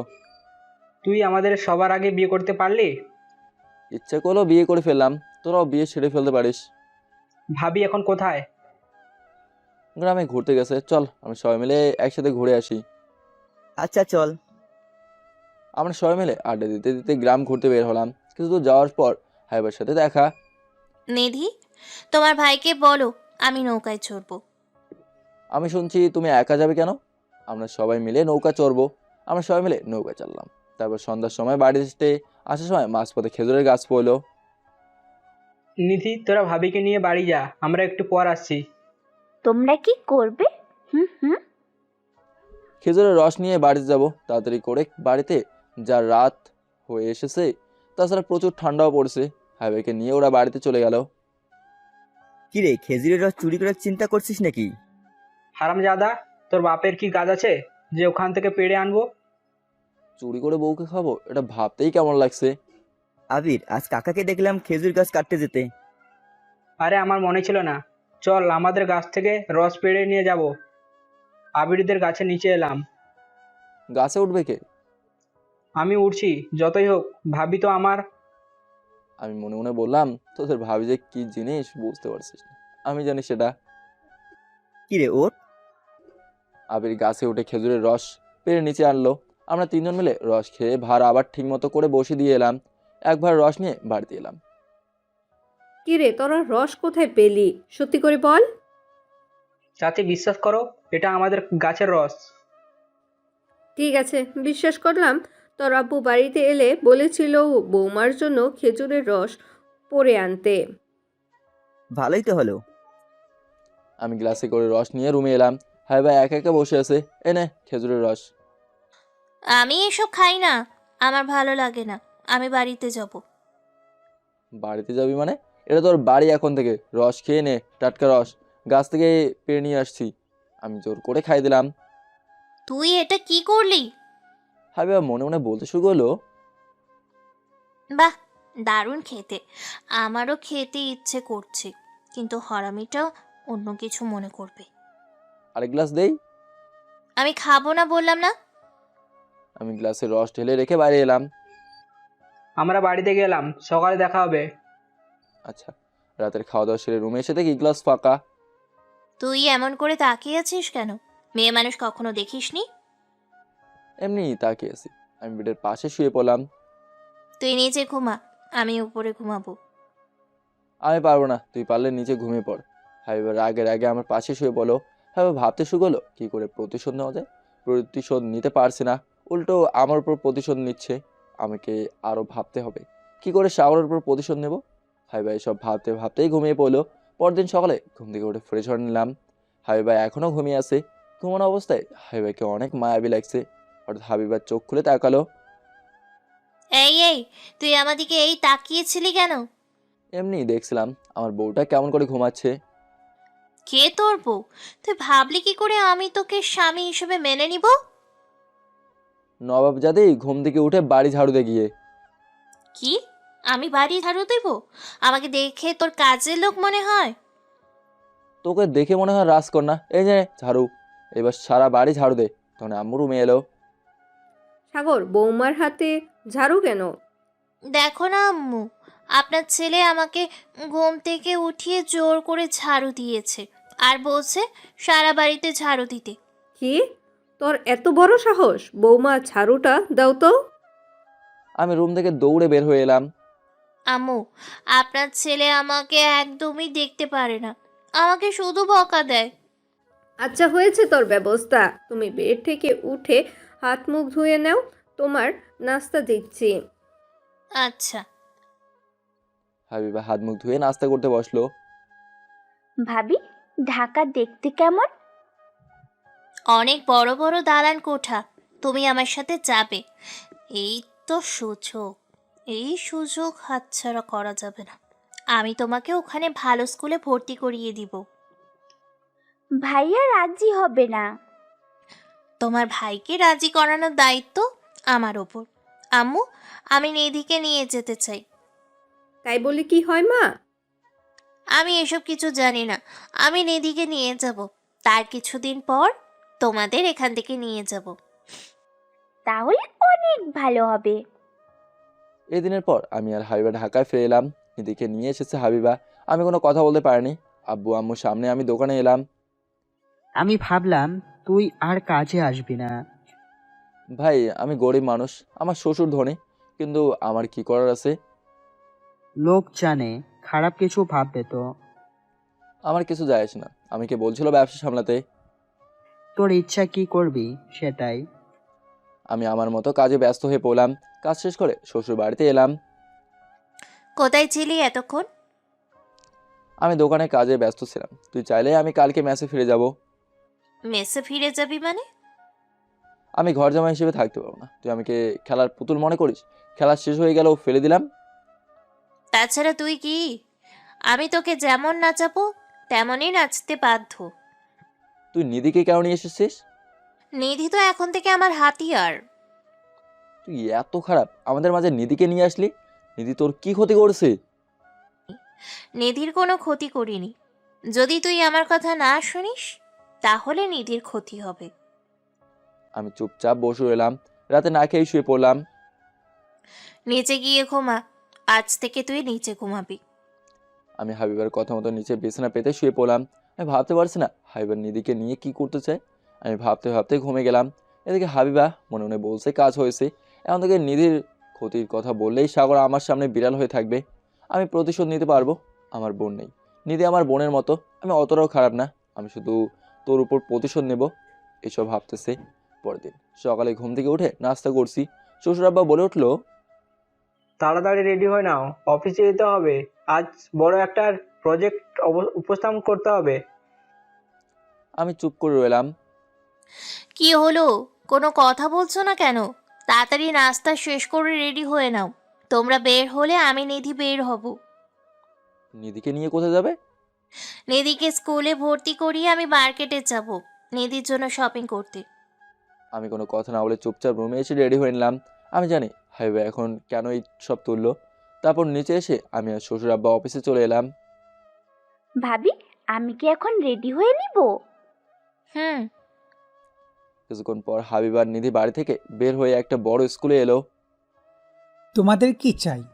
স্যার, আমি আমার ননদকে এই স্কুলে ভর্তি করতে চাই। কোন শ্রেণীতে ভর্তি করাবে? 10ম শ্রেণীতে ভর্তি করতে চাই। 10ম শ্রেণী ভর্তির সময় পার হয়ে গেছে। তাছাড়া আমাদের স্কুলে সিট খালি নাই। একটু চেষ্টা করে দেখেন, হয়ে যাবে। আমাদের কাছে ভর্তির কাগজপত্র আছে। বললাম তো হবে না, কথা কানে যায় না। ভাবি থাক না, অন্য স্কুলে ভর্তি হব। তুই চুপ থাক। স্যার, আপনি আমাকে চেনেন না? আমি কে? কে তুমি? তোমাকে চিনতে হবে। আমার আব্বু রহমান সাহেব। আমি চাইলে কি করতে পারি জানেন?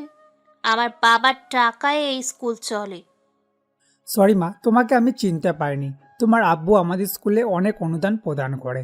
রহমান সাহেব আমাকে ফোন দিয়ে বলেছিল তার মেয়ে ননদকে ভর্তি করাবে। আমাদের একটাই সিট ছিল। আমি চিনতে না পেরে এমন করেছি। তুমি তোমার আব্বুকে কিছু বলো না। আমি কিছু বলবো না, নিধিকে শুধু ভর্তি করে নেন। আচ্ছা, পেপারগুলো দাও। কিছুক্ষণের মধ্যেই ভর্তির কাজ মিটিয়ে হাবিবার নিধি মার্কেটে এলো। এদিকে আমি অফিসে এলাম। সবাই শোনো, আজ থেকে আমার জামাই আমার সাথে অফিসে দেখাশোনা করবে। সপ্তাহে 3 দিন অফিস করবে আর বাকি 4 দিন পড়াশোনার কলেজ যাবে। আব্বা, আমি তো অফিসের কাজ বুঝতে পারবো না। স্যার, আপনাকে চিন্তা করা লাগবে না, আমরা সবাই আমাকে কাজ শিখিয়ে দেব। কোনো কাজের সমস্যা হলে আমাকে বলবে, আমি তোমাকে বুঝিয়ে দিব। এখন মিটিংয়ে চলো সবাই। আমরা সবাই মিলে মিটিং রুমে এলাম। আমাদের এমনভাবে কাজ করতে হবে যেন দ্বিতীয়বার কোনো কাজে হাত দেওয়া না লাগে। স্যার, এটা আমাদের সাথে ডিল হয়েছে, আমরা যেন তাদের কাজ ভালোভাবে সম্পূর্ণ করি। আমাদের অফিসে কোনো যেন বদনাম না হয়। জামাই বাবা, তুমি কিছু বলবে? হ্যাঁ, তার সাথে আমাদের প্রত্যেকে নিজের কাজ মনে করতে হবে। আপনার সবাই এই অফিসের অংশ নিজের দায়িত্বে পালন করতে হবে। কাজে ভুল হলে কোম্পানি নয়, নিজেদের গায়ে লাগবে। বাহ স্যার, সুন্দর বক্তব্য, আমরা আপনার সাথে একমত। ঠিক বলেছো তুমি। আমি চাই তুমি নতুন প্রজেক্ট দায়িত্ব নাও। কিন্তু আমি তো নতুন, আমি কি পারবো? স্যার, আপনি পারবেন, আমরা আপনার সাথে আছি। আমি তো আছি, কোনো ভয় নেই। তুমি এই পেপারে সাইন করো। আচ্ছা, আমি সাইন করে দিলাম। প্রজেক্টের দায়িত্বে নিয়োজিত হয়ে মিটিং শেষ করে বাইরে এলাম। স্যার আসুন, আমি আপনার রুমে দেখিয়ে দিই। ওকে চলুন। আমি রুমে এসে চেয়ারে এসে বসলাম, তারপর কিছু নাস্তার জন্য অর্ডার করলাম। স্যার আমি মনি, আমি এই অফিসের পিয়ন। যা কিছু লাগবে আমাকে বলবেন। এই নিন আপনার নাস্তা। ধন্যবাদ আপনাকে। অফিস শেষ করে বাড়িতে এলাম, রুমে এসে ফ্রেশ হয়ে নিধিকে ডাকলাম। ভাইয়া কি বলবি বল। তোর কোনো সমস্যা হচ্ছে না তো? সমস্যা হলে আমি তোকে গ্রামে রেখে আসবো। না, আমার কোনো সমস্যা হচ্ছে না। আমি স্কুলে ভর্তি হয়েছি আর ভাবি আমাকে অনেক কিছু কিনে দিয়েছে। ও, নিধি চলে গেল। আমি ছাদে এসে আম্মুর কাছে ফোন দিলাম, কিন্তু ফোন ব্যস্ত বলছে। কিছুক্ষণ পর ফোন ঢুকলো। কেমন আছিস? ভালো। তার আগে বলো, এতক্ষণ ধরে কার সাথে কথা বলছিলে? বৌমা ফোন করেছিল, আমি বৌমার সাথে কথা বলেছিলাম। নিধিকে ভালো একটা স্কুলে ভর্তি করিয়েছে, এই সব। আমার শরীর কেমন আছে খোঁজ খবর নিচ্ছিল। ও আচ্ছা, তাহলে রাখছি। আমি ফোন কেটে দিলাম আর ভাবতে শুরু করলাম, হাইবার নিজে থেকে আম্মুর কাছে ফোন দিয়েছে। আমার তো বিশ্বাস হয় না। হাইবার সবাইকে দেখতে পায়, কিন্তু আমাকে সহ্য করতে পারে না। রাতে খাওয়া দাওয়া সেরে রুমে এসে বেডে শুয়ে পড়লাম, তখন হাইবা এসে দিল একটা লাথি। এই কুত্তার বাচ্চা, আমার বেড থেকে উঠ বলছি। তোর সাহস তো কম নয়। ওই, তুই আমাকে লাথি মারলি কেন? জানিস না স্বামীকে লাথি মারলে পাপ হয়? কিসের স্বামী? আমি তোকে স্বামী হিসেবে মানি না। নিচে বিছানা করে ঘুমা গিয়ে। ওপরে ঘুমায় না, নিচে অনেক ঠান্ডা লাগে। লাগলে লাগুক, যা বলছি ফকিরের বাচ্চা। তুই কি ফকির বউ? আমি নিচে বিছানা পেতে শুতে পড়লাম। মাঝরাতে হঠাৎ ঘুম ভেঙে গেল বিদ্যুৎ চমকানোর শব্দে। তার সাথে প্রচুর পরিমাণে বৃষ্টি হচ্ছে। আমি বেডের উপর তাইকে দেখি হাইবা ভয়ে দলা হয়ে আছে। কি দেখছিস? আমি বিদ্যুৎ চমকালে খুব ভয় পাই। তখন একটা বিদ্যুৎ চমকানো। হাইবা লাফ দিয়ে আমার কাছে এসে পড়লো। তোর শরীর কেন কাঁপছে? উপরে চল, আমার খুব ভয় পাচ্ছে। আমি কোনো চিন্তা না করে বেডে শুয়ে পড়লাম। হাইবা আমাদের মাঝে কোলবালিশ দিল। কখন যে ঘুমিয়ে পড়ছে মনে নেই। চলে ঘুম থেকে উঠতে যাব, কিন্তু কি আমি নড়াচড়া করতে পারছি না। আমি চোখ মিলে দেখি হাইবা আমাকে জোরে ধরে ঘুমিয়ে আছে। আমি চুপচাপ শুয়ে পড়লাম। হঠাৎ করে দেখলাম হাইবার চোখ মেলে তাকালো আমার দিকে, সাথে সাথে ছেড়ে দিল। আমি ইচ্ছা করে জড়িয়ে ধরিনি, বিদ্যুৎ চমকানোর শব্দে ভয়ে জড়িয়ে ধরছি। তোকে জড়িয়ে ধরতে আমার বয়ে গেছে। থাক, দিনের বেলায় বাঘ নেই আর রাতের বেলায় মেও মেও করিস। তুই বললি তুই? আমি বেড়াল? তুই কি? তুই একটা খাটাস। সকাল সকাল তো শুরু হয়ে গেল, সারাদিন ঘ্যান ঘ্যান করবি। আমি তাড়াতাড়ি করে বাথরুমে ঢুকে ফ্রেশ হতে চলে গেলাম। আমার মনে হয় আমি তোকে গলা টিপে মেরে ধরি। আমি ফ্রেশ হয়ে বের হলাম। নে, এবার আমাকে গলা টেপে ধরে মেরে ফেল। তোকে আমি তিলে তিলে মারবো। এই কথা বলে হাইবা বাথরুমে ঢুকলো। কিছুক্ষণ পর হাইবা ফ্রেশ হয়ে এলো। নিধির পড়াশোনা করছে তো। এইসব তোকে না ভাবলেও চলবে। নাস্তার টেবিলে চল, আব্বু এতক্ষণে চলে এসেছে। আমি আর হাইবা নাস্তার টেবিলে এলাম। হাবিবা, নিধিকে স্কুলে ভর্তি করালি, কিন্তু একটা ভালো কোচিং সেন্টার ভর্তি করাতে হবে। সেটাই ভাবছি। বাড়িতে বসে পড়াশোনা করতে পারবে একা একা? তুই জামাইয়ের কথা শুনিস না? নিধিকে একটা ভালো কোচিং সেন্টারে ভর্তি করে দিয়ে আসবি। তোমার চেনা জানা কোনো কোচিং সেন্টার থাকলে সেখানে দাও। আমি খাওয়া দাওয়া সেরে রুমে এসে রেডি হতে লাগলাম। অফিসে যাব, কিন্তু তেমন জামা প্যান্ট নেই। দুইটা আছে একটু নতুনের মতো। জামা প্যান্ট পরে আমি আর শ্বশুর আব্বা গাড়ি করে অফিসে রওনা দিলাম। আমি তো স্কুল ঠিক মতো চিনি না, আমি কি যাব? তোর কোনো চিন্তা নেই, আমি আছি। তোর স্কুল আর আমার কলেজ এক জায়গায়। গাড়িতে করে যাব আর গাড়িতে ফিরবো। যা, এবার রেডি হয়ে নে। আচ্ছা। তারপর ওরা রেডি হয়ে চলে গেল। এদিকে আমরা অফিসে চলে এলাম। ম্যানেজার সাহেব, আমাদের কাজ কেমন চলছে? স্যার ভালো চলছে। ওকে। আমি আমার রুমে এসে অনেকগুলো ফাইল দেখতে শুরু করলাম। কিছু ফাইলে ভুল আছে, আমি সঠিক করে দিলাম। কাজ করতে করতে দুপুর পার হয়ে গেল। আমি ক্যান্টিন গিয়ে সবার সাথে খাওয়া দাওয়া সেরে শ্বশুরের কাছে এলাম। তুমি কিছু বলবে? আব্বা, আমি নিজের চোখে প্রজেক্টের কাজ কেমন চলছে দেখতে চাই। প্রজেক্ট দেখার পর আমার ছুটি লাগবে। তোমার ইচ্ছা, তুমি ছুটি চাচ্ছ কেন? এটা তোমার অফিস, তুমি যখন খুশি তখন আসবে। তা হয় না আব্বা। আচ্ছা, ছুটির পর কোনো কাজ আছে? একটু মার্কেটে যেতাম কিছু কেনাকাটার জন্য। ওকে। আমি রুম থেকে বের হয়ে এলাম, অফিসের গাড়ি নিয়ে কাজ দেখতে এলাম। রহিম ভাই, আপনার কাজ কেমন চলছে? ভালোই হচ্ছে, চলুন আমি আপনাকে ঘুরিয়ে দেখাই। চলুন। আমি কাজ দেখে গাড়ির কাছে এলাম। স্যার চলুন। আপনি অফিসে চলে যান, আমার কাজ আছে। আমি একেবারে বাড়িতে ফিরবো।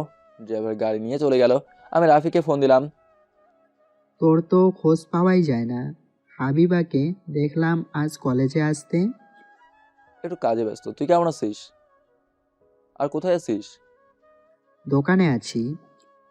থাক, আমি আসছি। আমি একটা রিক্সা নিয়ে রাফিকে নিয়ে মার্কেটে এলাম, তখন শ্বশুর আব্বা ফোন এলো।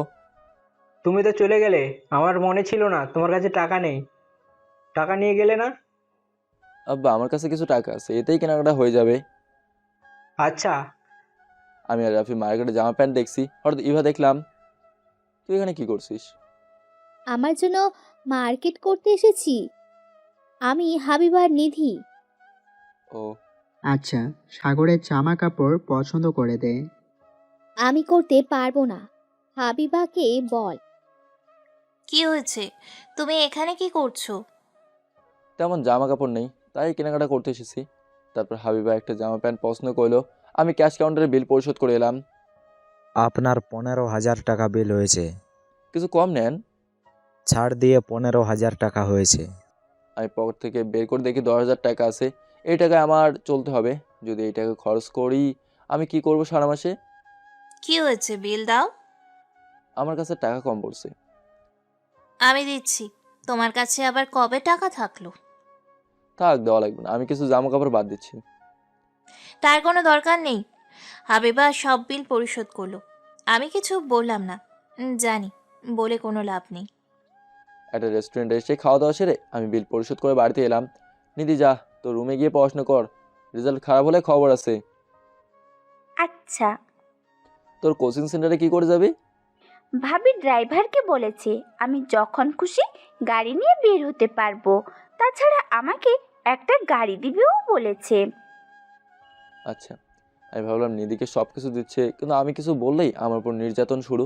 হঠাৎ হাবিবা এসে আমাকে বললো, খেতে চল, সবাই তোর জন্য অপেক্ষা করছে। কে আমাকে উদ্ধার কর। যা, আমি আসছি। আমি খাওয়ার টেবিলে এলাম, একটা চেয়ার টেবিলে টেনে বসলাম। কাল আমাদের অফিসের এই প্রজেক্ট নিয়ে কিছু উপস্থাপন করতে হবে। আচ্ছা। কি হলো? তুমি কি ভাবছো? কই কিছু না। আমি খাওয়া দাওয়া সেরে রুমে না গিয়ে সোজা ছাদে এলাম। ছাদে এসে একটা চেয়ারে বসে রাস্তায় কোলাহল দেখছি। মানুষ ছুটে চলে এক জায়গা থেকে অন্য জায়গায়। অনেক রাত পর্যন্ত ছাদে বসে রইলাম। ছাদ থেকে নেমে দৌড়ে সামনে এসে দেখি রুমের ভেতর থেকে দরজা লাগানো। আমি দরজা ধাক্কা দিলাম বেশ কিছুক্ষণ ধরে, কিন্তু হাবিবা দরজা খুললো না। আমি ফোন দিলাম। কি হয়েছে? তুই দরজা ধাক্কা দিচ্ছিস কেন? আর এত রাতে আমার ফোন দিয়েছিস কেন? আমি রুমের ভেতরে যাব, আমার ঘুম পাচ্ছে। যেখানে ছিলিস সেখানে ঘুমা গিয়ে। আমি দরজা খুলবো না। তুই যদি আর একবার বিরক্ত করিস তো খবর আছে। কিন্তু আমি কোথায় ঘুমাবো? হাবিবা কিছু না বলে রাগে রাগে ফোন কেটে দিল। আমি নিচে এসে সোফায় শুয়ে পড়লাম। প্রচুর ঠান্ডা পড়ছে, আমার কাছে কিচ্ছু নেই। আমি ঘুমে পড়লাম। সকালে ঘুম ভাঙলো শ্বশুর আব্বার ডাকে। তুমি এখানে ঘুমিয়ে আছো কেন? আসলে আব্বা, রাতে বেলায় পানি খেতে এসেছিলাম, তো সোফায় বসে পানি খাচ্ছিলাম, হঠাৎ ঘুমিয়ে পড়ছি। যাও ফ্রেশ হয়ে নাস্তা করতে এসো। আমি রুমে এসে ফ্রেশ হয়ে নিলাম। রাতে কেমন ঘুম হলো? মজা নিচ্ছিস আমার সাথে? রাতে ঠান্ডায় জমে গেছি। বাহ, খুব ভালো হয়েছে। গরিবদের শীত বলে কিছু নেই দেখিস না? এত শীতেও তারা রাস্তায় ঘুমিয়ে পড়ে। আমি গরিব, এটাই আমার পরিচয়। শোন, মানুষের টাকা থাকলে কিন্তু সুখী হয় না। আমি সুখ টাকা দিয়ে কিনবো। আমার বাপের টাকা আছে। এত অহংকারী হওয়া ভালো না। টাকা তোমার আব্বুর আছে, কিন্তু তোমার বরের ততটুকু সামর্থ্য নেই। তুই আমার কিসের স্বামী? আমি তোকে মানি না। আমি যা বলবো তাই করবি। থাকিস তো ঘর জামাই। আমি কিছু না বলে নাস্তার টেবিলে এলাম। এভাবে কেটে গেল কয়েক মাস। হাবিবার জন্মদিন চলে এলো, সারা বাড়ি সাজানো হলো। কিরে, আর কত সাজাবি? দেখা যাক বাড়ি কতদূর সাজানো যায়। এইদিকে একটু ফুল দিয়ে সাজালে অনেক সুন্দর লাগে। আচ্ছা। আমি আর রাফি ফুল সাজানো শেষ করলাম। রাতের দিকে হাবিবা কেক কাটলো। আবু হাঁ করো। আমাকে কেন? জামাইকে আগে দে। তুমি খাও। তারপর তার হাবিবা তার আব্বুকে খাই দিল। হাবিবা এক এক করে সবাইকে খাই দিল, কিন্তু আমাকে দিল না। আমি কিছু মনে করিনি। এটা কি হলো? তোকে কেক দিল না? আরে আমি কেক খাই না, এই জন্য আমাকে খেতে দেয়নি। তুমি আত্মীয় স্বজনদের খাওয়ার দিকে একটু খেয়াল করো। আচ্ছা, আমি লোকজনকে খাই দিলাম। পার্টি শেষ করে আমি খেতে বসলাম। ভাইয়া, ভাবি তোকে ডাকছে। তোর ভাবি কোথায় আছে? ছাদে আছে। আচ্ছা তুই যা, আমি একটু পরে যাচ্ছি। আমি খাওয়া দাওয়া সেরে ছাদে এলাম। আসছে এখন। এই কুত্তা, তোকে কখন আসতে বলছি? আমার ক্ষুধা লেগেছিল তাই খেতে বসেছিলাম। ফকির তো এমন ভালো ভালো খাবার চোখে দেখে না, দেখলেই খেতে চায়। এই নে, এটা খা। কি এটা? বিহার খেতে অনেক ভালো লাগে, এটা তুই কখনো চোখে দেখিস নাই। আমি এইসব খাবো না। হাবিবা আমাকে জোর করে অর্ধেক খাইয়ে দিল। খেতে ভালো না, আমি কোনো দিন খাইনি, একটু খেয়ে দেখি। হাবিবা অর্ধেক খেয়ে নিল। আমি নেশা আসক্ত হয়ে পড়লাম। নেশার ঘরে বলতে শুরু করলাম, তুমি আমাকে এমন কষ্ট দাও কেন? তোমাকে কষ্ট দিতে আমার ভালো লাগে। তুমি আমাকে কোলে নিয়ে চাঁদ দেখাবে। আমি তোমাকে কোলে তুলে চাঁদ দেখিয়ে রুমে এলাম। চলো না, আমরা স্বামী স্ত্রী হয়ে যাই। আমি হাবিবাকে জোরে ধরে আসি। যা দুষ্টু, তোমার মুখে কিছুই আটকায় না। আমি লাইট নিভিয়ে দিলাম। সকালে ঘুম থেকে উঠে চিল্লাচিল্লির জন্য ঘুম ভাঙলো। কুত্তার বাচ্চা, তুই আমার সাথে কি করছিস? সকালে ঘুম থেকে উঠে দেখি আমার গায়ে কিছু নেই, শেষ পর্যন্ত তুই আমাকে। রাতে কি হয়েছে আমার মনে নেই। আমার গায়ে কাপড় কোথায় গেল? আমি জানি না, আমি বিশ্বাস হচ্ছে না তুই আমার এত সর্বনাশ করলি। হাবিবা দিল আমাকে একটা লাথি। সোজা পড়ে গেলাম বেডের নিচে। সেখানে জামা কাপড় পেলাম, তাড়াতাড়ি পরে নিলাম। তুই রাতের বেলা যদি আমাকে জোর করে মদ না খাওয়াইতি এমন হতো না। আমি কি জানতাম তুই আমার এত বড় ক্ষতি করবি? আমি তোর কি ক্ষতি করেছি? আমি তোর স্বামী। এই কথা বলে হাবিবা এসে আমাকে ঠাস ঠাস করে থাপ্পড় মারতে শুরু করলো। আমি আজকেই ডাক্তারের কাছে গিয়ে কথা বলবো। আমি তোর মতো অমানুষের বাচ্চা চাই না। প্লিজ কিছু করিস না, তুই যা বলবি আমি তাই শুনবো। এক্ষুনি তুই বাড়ি থেকে বের হয়েছা, আমাকে মুক্তি দে। আমি রুম থেকে বের হয়ে এলাম। আসার সময় দরজার শ্বশুর আব্বার সাথে দেখা। আমি কারোর কথা কানে না নিয়ে নিধিকে নিয়ে বাড়ি থেকে বের হয়ে এলাম। ভাইয়া, কি হয়েছে? তুই আমাকে এইভাবে নিয়ে আসলি কেন? আমি ঘর জামা হিসেবে থাকতে পারবো না, তুই চুপচাপ আমার সাথে চল। শহরে অনেক খোঁজাখুঁজি করে একটা বাসা পেলাম। তারপর আব্বু আমাকে বাড়ি থেকে আসতে বললাম। কিছুদিনের মধ্যে একটা ভালো চাকরি জোগাড় করে নিলাম। এর মধ্যে শ্বশুর অনেক অনুরোধ করছে বাড়িতে ফিরতে, কিন্তু আমি আর ফিরবো না। এদিকে কিছুদিন পর হাবিবা ডাক্তারের কাছে এলো। পরীক্ষা নিরীক্ষা করে বুঝতে পারছি আপনি মা হতে চলেছেন। আমি এই বাচ্চা নেব না। আপনি 3 মাস পর আমাদের কাছে আসেন, তখন আমরা বাচ্চা নষ্ট করব। ওকে, 3 মাস পার হয়ে গেলে আমি কোনোদিন হাবিবার খোঁজ নেইনি। হাবিবার সাথে আব্বু আম্মুর সাথে কথা হয়, বাচ্চা নষ্ট করার সময় চলে এলো। তুই এটা কি করতে চাইছিস? আমি কি করছি বল? আঙ্কেল বলল তুই নাকি বাচ্চা নষ্ট করতে চাস। দেখ, সাগরের সাথে মিটিয়ে নে। না, আমি বাচ্চা নষ্ট করব না। দেখ না, আমার দুষ্টু বাবুটা আমাকে লাথি মারছে, রাতে আমাকে জ্বালাতে থাকে। ওমা, তাই নাকি? ভালো করেছিস। বাচ্চা নষ্ট করলে কিন্তু আল্লাহ তোকে ক্ষমা করবে না। আমি নিজেকে সবসময় কাজের মধ্যে ডুবে রাখি। অনেক কষ্টের পর একটা ভালো চাকরি জোগাড় করা কম সহজ উপায় না। রাতের খাওয়া দাওয়া টেবিলে বসে আছি। অনেক দিন হলো বৌমার সাথে রাগারাগি করেছিস, এখন মিটমাট করে নিলেই হয়। দেখো আম্মু, হাবিবার কথা আমার সামনে বলবে না। তুই তো কিছুই বলিস না। কি হয়েছে তোদের দুইজনের মধ্যে? আমাদের কেউ ওই বাড়িতে যেতে দিস না। ভাই, জানিস আমার না একটা ভাইপো হবে। তো আমি কি করব? সারাদিন কাজ শেষে বাড়িতে এসেও শান্তি নেই। বৌমাকে একটুও দেখে আসিস আমরা। খবরদার, ওই বাড়িতে যাবে না। আমি ভাত না খেয়ে উঠে চলে এলাম রুমে। আমি হাবিবাকে ভালোবাসি, কিন্তু তার অহংকারের জন্য আমি বলতে চাই না যে মা তার নিজের বাচ্চাকে নষ্ট করার কথা বলে। তাকে আমি সহ্য করতে পারি না। তো তখন রাফের ফোন এলো। কি রে, কেমন আছিস? এই তো ভালো আছি, তোদের খবর কি? চলছে কোনো রকম। পরীক্ষার সময় এসে গেছে। দেখলাম তো, কাল গিয়ে ফর্ম পূরণ করে আসবো। ঠিক আছে। আমি ফোন রেখে ঘুমিয়ে পড়লাম। সকালে ঘুম থেকে উঠে ফ্রেশ হয়ে নিলাম, তারপর রেডি হয়ে নাস্তা শেষ করে বাড়িতে বের হলাম কলেজের উদ্দেশ্যে।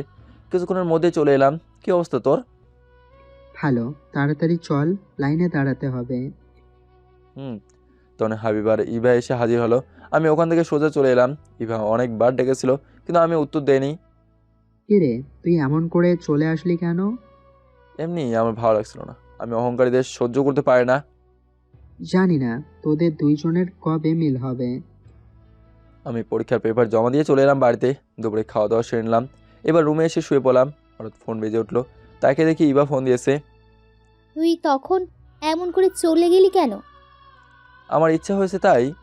তুই আজ আমাদের সাথে সন্ধ্যায় দেখা করবি। আমার সময় নেই। আমি কিছু জানতে চাই না, আমি বলেছি তুই আমাদের সাথে দেখা করবি, এটাই ফাইনাল। ইভা ফোন কেটে দিল। আমার এইসব কিছু ভালো লাগছে না। সন্ধ্যায় ঘুম থেকে উঠে ফ্রেশ হয়ে ইভার সাথে দেখা করতে এলাম। তোদের মধ্যে কি হয়েছে আমাকে একটু খুলে বল তো শুনি। আমাদের মধ্যে কি হবে? কিছু হয়নি। ফাজলামি করিস না। তুই বাড়ি থেকে চলে গেলি কেন? হাবিবার সাথে ভালো সম্পর্ক ছিল তোর। দেখ, ওই অহংকারী মেয়ের কথা আমার সামনে বলবি না। আমার সাথে বন্ধুত্ব বিয়ে করছে আমার উপর প্রতিশোধ নেওয়ার জন্য।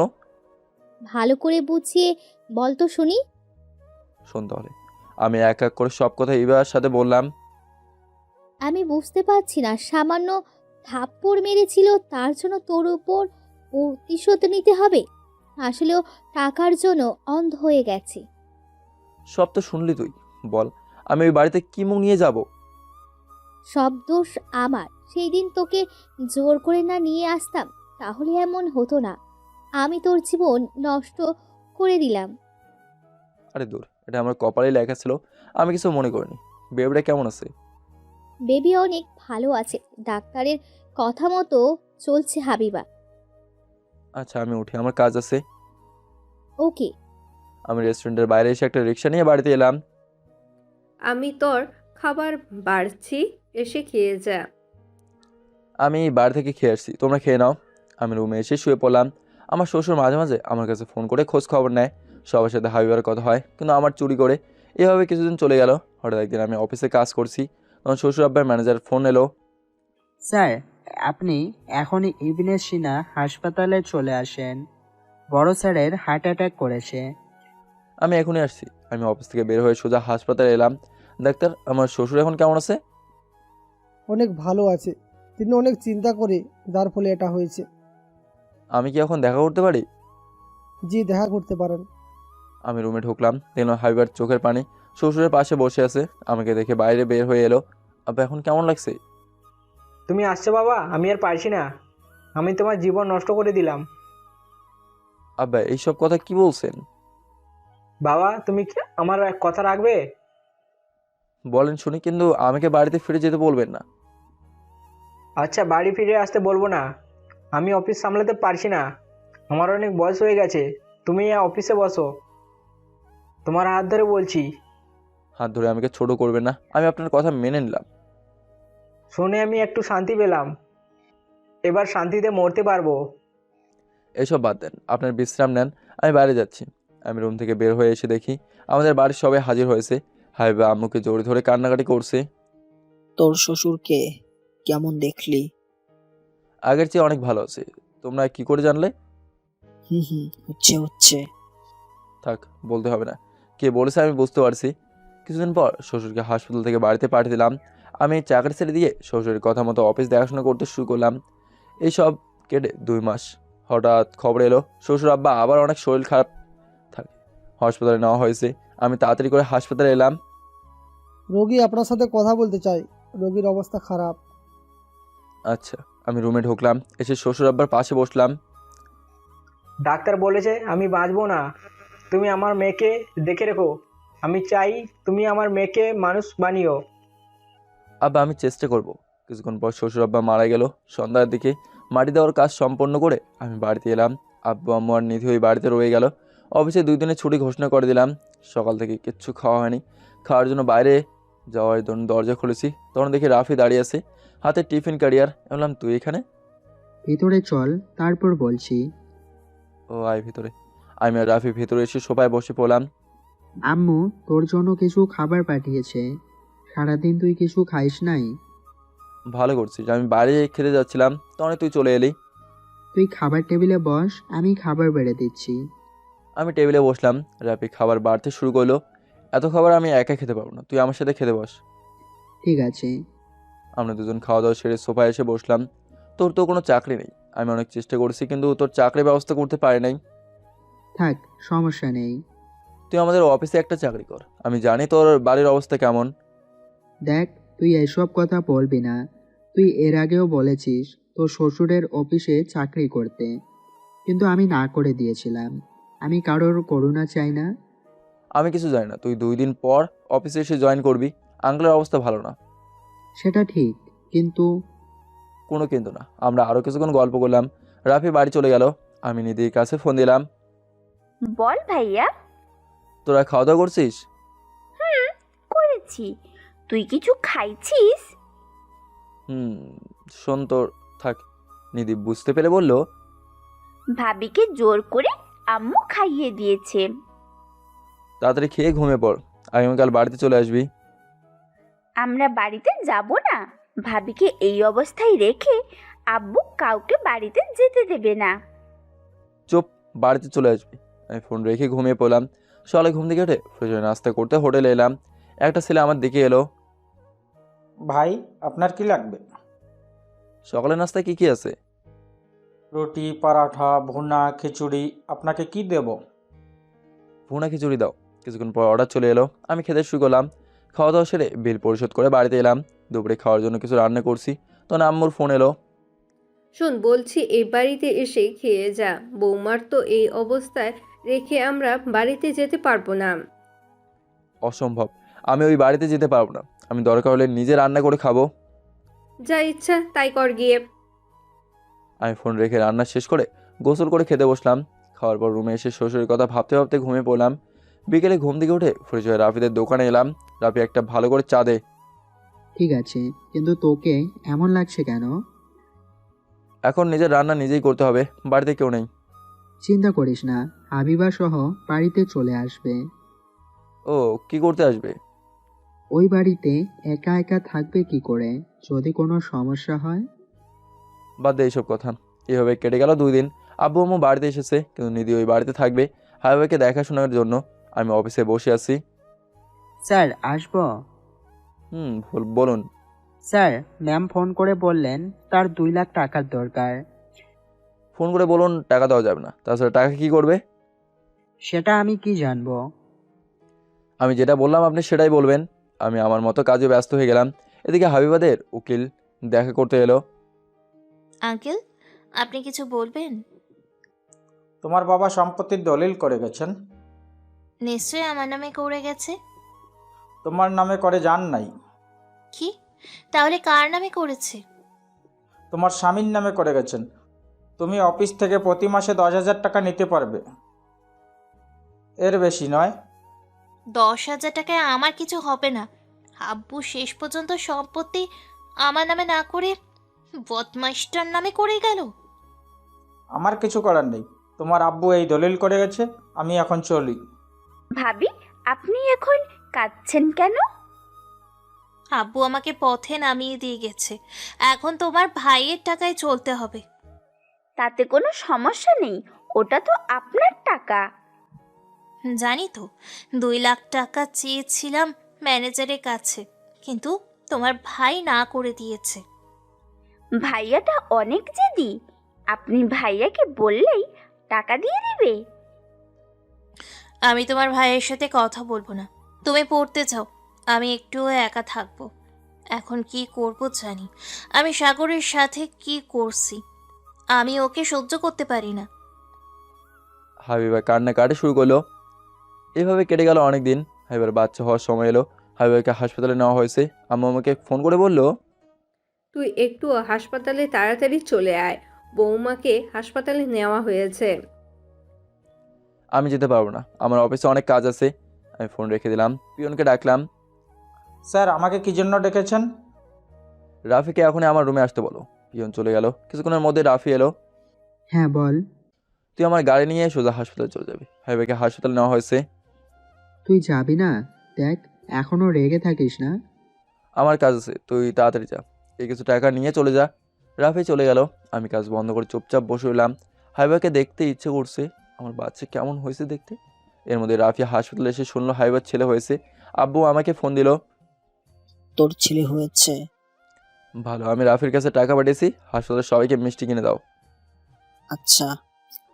আমি ফোন রেখে দিলাম। তখন ম্যানেজার এলো। স্যার, আপনার ছেলে হয়েছে। অফিসে সবাই মিষ্টি খেতে যাচ্ছে। আপনি মিষ্টি নিয়ে আসার ব্যবস্থা করুন, তারপর সবাইকে মিষ্টি দেবেন। Okay sir. আমার ইচ্ছে করছে দৌড়ে হাসপাতালে গিয়ে আমার ছেলেকে দেখে আসি। আমার মনটা শুধু ছেলের কাছে পড়ে আছে। আমি অফিসে বসে থাকলাম। তাড়াতাড়ি অফিস থেকে বেরিয়ে শুধু হাসপাতালে এলাম। আমি কি হাসপাতালে আসতে থেকে সবাই অবাক হয়ে গেল। আমি অনেক খুশি হয়েছি তুই আসছিস। আমার ছেলে কেমন আছে? অনেক ভালো আছে, তুই রুমে গিয়ে দেখে আয়। না, আমি যাব না। তুই আমার ছেলেকে একটু বাইরে এনে দে। তোকে ভেতরে যেতে কি হচ্ছে? বেবি ভাবির পাশে শুয়ে আছে। তুই চুপ থাক। ইভা, তুই আমার কাছে এনে দে না। ওকে, যাচ্ছি। কিছুক্ষণ পর আম্মু আর ইভা রুম থেকে বের হয়ে আমার কাছে এলো। আমার ছেলে কোথায়? তুই ভিতরে না গেলে তোর ছেলেকে এখানে নিয়ে আসবো না। আম্মু, আমি দেখেই চলে যাবো। আমার অফিসে অনেক কাজ পড়ে আছে। আমার কিছু করার নেই। আব্বুকে দেখছি না। আব্বু আর রাফি ভাইয়া মিষ্টি আনতে গেছে। তুই ভেতরে যা, ভাবি অনেক বদলে গেছে এই কয় মাসে। দেখ সাগর, তুই ওকে ক্ষমা করে দে। তোর ছেলে হয়েছে, তার জীবন নষ্ট করিস না। দেখ বাবা, আর অশান্তি করিস না। মেয়েটা অনেক কষ্ট পাচ্ছে তোর সাথে খারাপ ব্যবহার করে। কে বলছে ওর কষ্ট হচ্ছে? আমার জীবনটা তো নষ্টই করে দিয়েছে। তুই বৌমার সাথে কথা বল বাবা। আমি চুপচাপ দাঁড়িয়ে রইলাম। হঠাৎ ভেতর থেকে কান্নার আওয়াজ শুনতে পেলাম। এক দৌড়ে রুমে এসে হাবিবার পাশ থেকে আমাদের ছেলেকে কোলে তুলে নিলাম। কান্না বন্ধ করলো, আমার কোলে উঠলো। কি হয়েছে বাবা, কাঁদছো কেন? আমি দেখো চলে এসেছি। আমি বাচ্চাকে নিয়ে বাইরে এখানে ওখানে ঘুরে বেরিয়ে হাবিবার পাশে শুয়ে দিয়ে চলে আসবো। তখনই, কোথায় যাচ্ছ? আমি তোমার ছেলেকে একা বড় করতে পারবো না। তাহলে আমার কাছে দিয়ে দাও, আমি নিয়ে যাই। তোমার বড় করার দরকার নেই। তুমি আমার বাচ্চাকে মেরে ফেলতে চেয়েছিলে। আমি আমার বাচ্চাকে দেবো কেন? আমি আমার বাচ্চাকে অনেক ভালোবাসি। সেই দিন আমি রাগে রাগে বলেছি। তুমি আমার দিকে ফিরে দেখো। ভালোবাসা? প্লিজ আমাকে মাফ করে দাও। আমি তোমার সাথে খারাপ ব্যবহার করে এখন বুঝতে পারছি আমাদের বাচ্চার ভালোর জন্য আমরা এক হয়ে যেতে পারি না। আমি তোমার পায়ে পড়ি। আমি ঘুরে হাবিবার দিকে তাকালাম। হাবিবা আমাকে জোর ধরে কাঁদতে শুরু করলো। তুমি আর আমার ছেলে ছাড়া আমার এই পৃথিবীতে কেউ নেই। আমি তোমার সাথে অনেক অন্যায় করছি। কি হলো, তুমি কথার উত্তর দিচ্ছ না কেন? তখনই সবাই রুমে এলো। ভাইয়া ভাবিকে ক্ষমা করে দে। সাগর, আমি তোর কাছে কোনোদিন অনুরোধ করব না, তুই ওকে ক্ষমা করে দে। হাবিবা ভুল বুঝতে পারছে, এই জন্য তোর কাছে ক্ষমা চাইছে। দেখ বাবা, কোনো মানুষ যদি অন্যায় করে হাত ধরে ক্ষমা চায় তাহলে কিন্তু ক্ষমা মাফ হয়ে যায়। ঠিক আছে, ক্ষমা করে দিলাম। আমার ছেলের দিকে চেয়ে এরপর কোনো ভুল করলে তার কোনো ক্ষমা নেই। হাবিবা আর কোনো ভুল করবে না, কি হাবিবা, তাই তো? আমি আর কোনো অন্যায় করব না। আমি আবার আমার ছেলেকে কোলে তুলে নিলাম। তারপর সবাই মিলে নাম রাখলাম আদিউর রহমান আদি। আমাদের মাঝে আবার ভাব হয়ে গেল। কিছুদিন পর হাবিবাকে বাড়িতে আনলাম, নিজের ভাড়া করা বাড়িতে। দেখ বাবা, এটা অনেক ছোট বাড়ি। আমাদের সমস্যা হচ্ছে এই বাড়িতে। বলছিলাম কি, তোর শ্বশুর বাড়ি ওইভাবে ফেলে রেখে বাড়িতে চল। বৌমা ভয়ে কিছু বলছে না। আমরা আগামীকাল ওই বাড়িতে যাব। বাড়ির মালিকের সাথে কথা বলে এই বাড়ি ছেড়ে দিয়েছি। ভালো করছিস। আমি সবাইকে বলে দিচ্ছি সবাই জিনিসপত্র গুছিয়ে রাখে। আমি রুমে এসে দেখি হাবিবা পাশে আদি নেই। আমার ছেলে কোথায়? বাবা, এত দরদ! আমার যখন আদি পেটে ছিল তখন কোথায় ছিলে? নিধি নিয়ে গেছে? তখন ছিল আমি খোঁজ খবর নিতাম। মিথ্যে কথা। কবে নিয়েছো আমার খোঁজ? আসলে তোর খবর নাই, আদের খবর নিতাম। ভালো করছো। জানো, আদি পেটে থাকতে আমাকে শুধু পেটে লাথি মারতো। কি বদমাইশ! একদম আমার ছেলেকে বদমাইশ বলবি না, নিজের তার চেয়ে বেশি বদমাইশ। হ্যাঁ, এখন তো সব দোষ আমার। কিছুক্ষণ পর নিধি আমার কাছে আদিকে দিয়ে গেল। কি হয়েছে বাবা, তুমি চুপচাপ আছো কেন? তোমার আম্মুর মতো হয়েছো? সব দোষ আমার। রাতের বেলা খাওয়া দাওয়া সেরে আদিকে মাঝখানে রেখে ঘুমিয়ে পড়লাম। পরদিন সকালে ঘুম থেকে উঠে ফ্রেশ হয়ে নাস্তা করে গাড়িতে জিনিসপত্রগুলো তুলে দিয়ে হাবিবাদের বাড়িতে এলাম। হাবিব এবার খুশি, আমরা আজ থেকে এখানেই থাকবো। আমি অনেক খুশি। আমার অনেক স্মৃতি জড়িয়ে আছে এই বাড়িতে। আই লাভ ইউ বাবুর আব্বু। আল্লাহ ইউ টু বাবুর আম্মু। চলতে শুরু করলো আমাদের এক নতুন অধ্যায়। ভালোবাসার কখনো ধনী গরিব দেখে হয় না, ভালোবাসা নিয়ে যারা অভিনয় করে তারা কখনো কাউকে ভালোবাসি নাই।